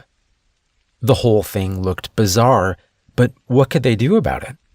3 hours later, I was done with questions and knew he was in stable condition, so I left to finish what had to be done. By 8 o'clock, I was in room 609 waiting, and the evil cultists were punctual, if nothing else. At 9:59, there was a heavy knock on the door. Looking out the peephole, I saw 3 figures, meaning there was at least 1 or 2 more out there somewhere. I opened the door, staying behind it, figuring they would come on in and be distracted when they saw what was inside. It worked well. As the light from the parking lot security lights spilled across the room, 2 figures tied to motel chairs were illuminated, their forms and features a patchwork of amber light and shadow as the men entered the room in confusion. The first figure was Prakash. He was clearly dead, his arms broken and held at odd angles, and his throat cut almost to the point of decapitation. The second was Prakash's 30-year-old daughter, Gabrielle. Or as one of the cultists called her, "Gabby, baby, what are you doing here?" The man was rushing forward to kneel at her side, trying to pull the gag off her tear-streaked face.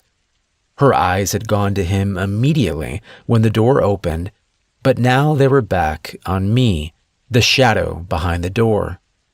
She tried to scream a warning through the gag as it was yanked down, but it was too late. I slammed the door shut behind them, driving a knife into the neck of the closest one as the third started turning towards me. He started fumbling for a gun, but he was slow, and by the time he started to raise it, I had already removed the knife from his friend and slashed it across his eyes, banishing any idea of attack from him forever. He clutched his face as he began to yell, but it was all short-lived. 5 fast stabs into his torso, and he slumped to the floor as his life seeped out onto the dirty orange carpet.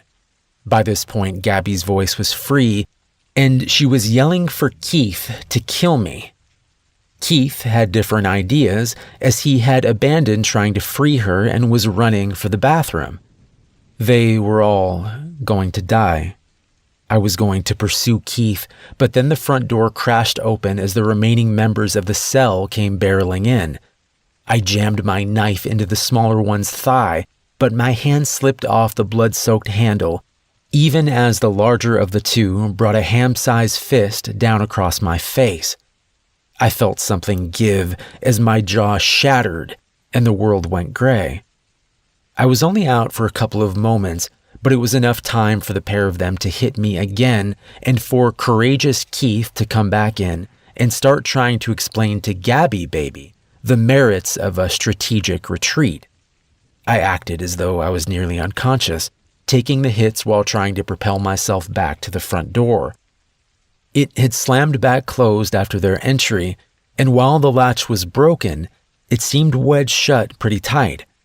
I assumed they noticed it too, or they wouldn't have let me fall against it in the first place, laughing bitterly about how they were going to kill me for what I had done to their friends. They looked confused as I pushed myself up the door slowly and looked at them, my eyes clear. My face felt swollen and lopsided, and I could feel my jaw itching. "You have Keith looked at the other two, the smaller of which was sitting on the floor now trying to tie a belt around his leg. What the hell is he saying?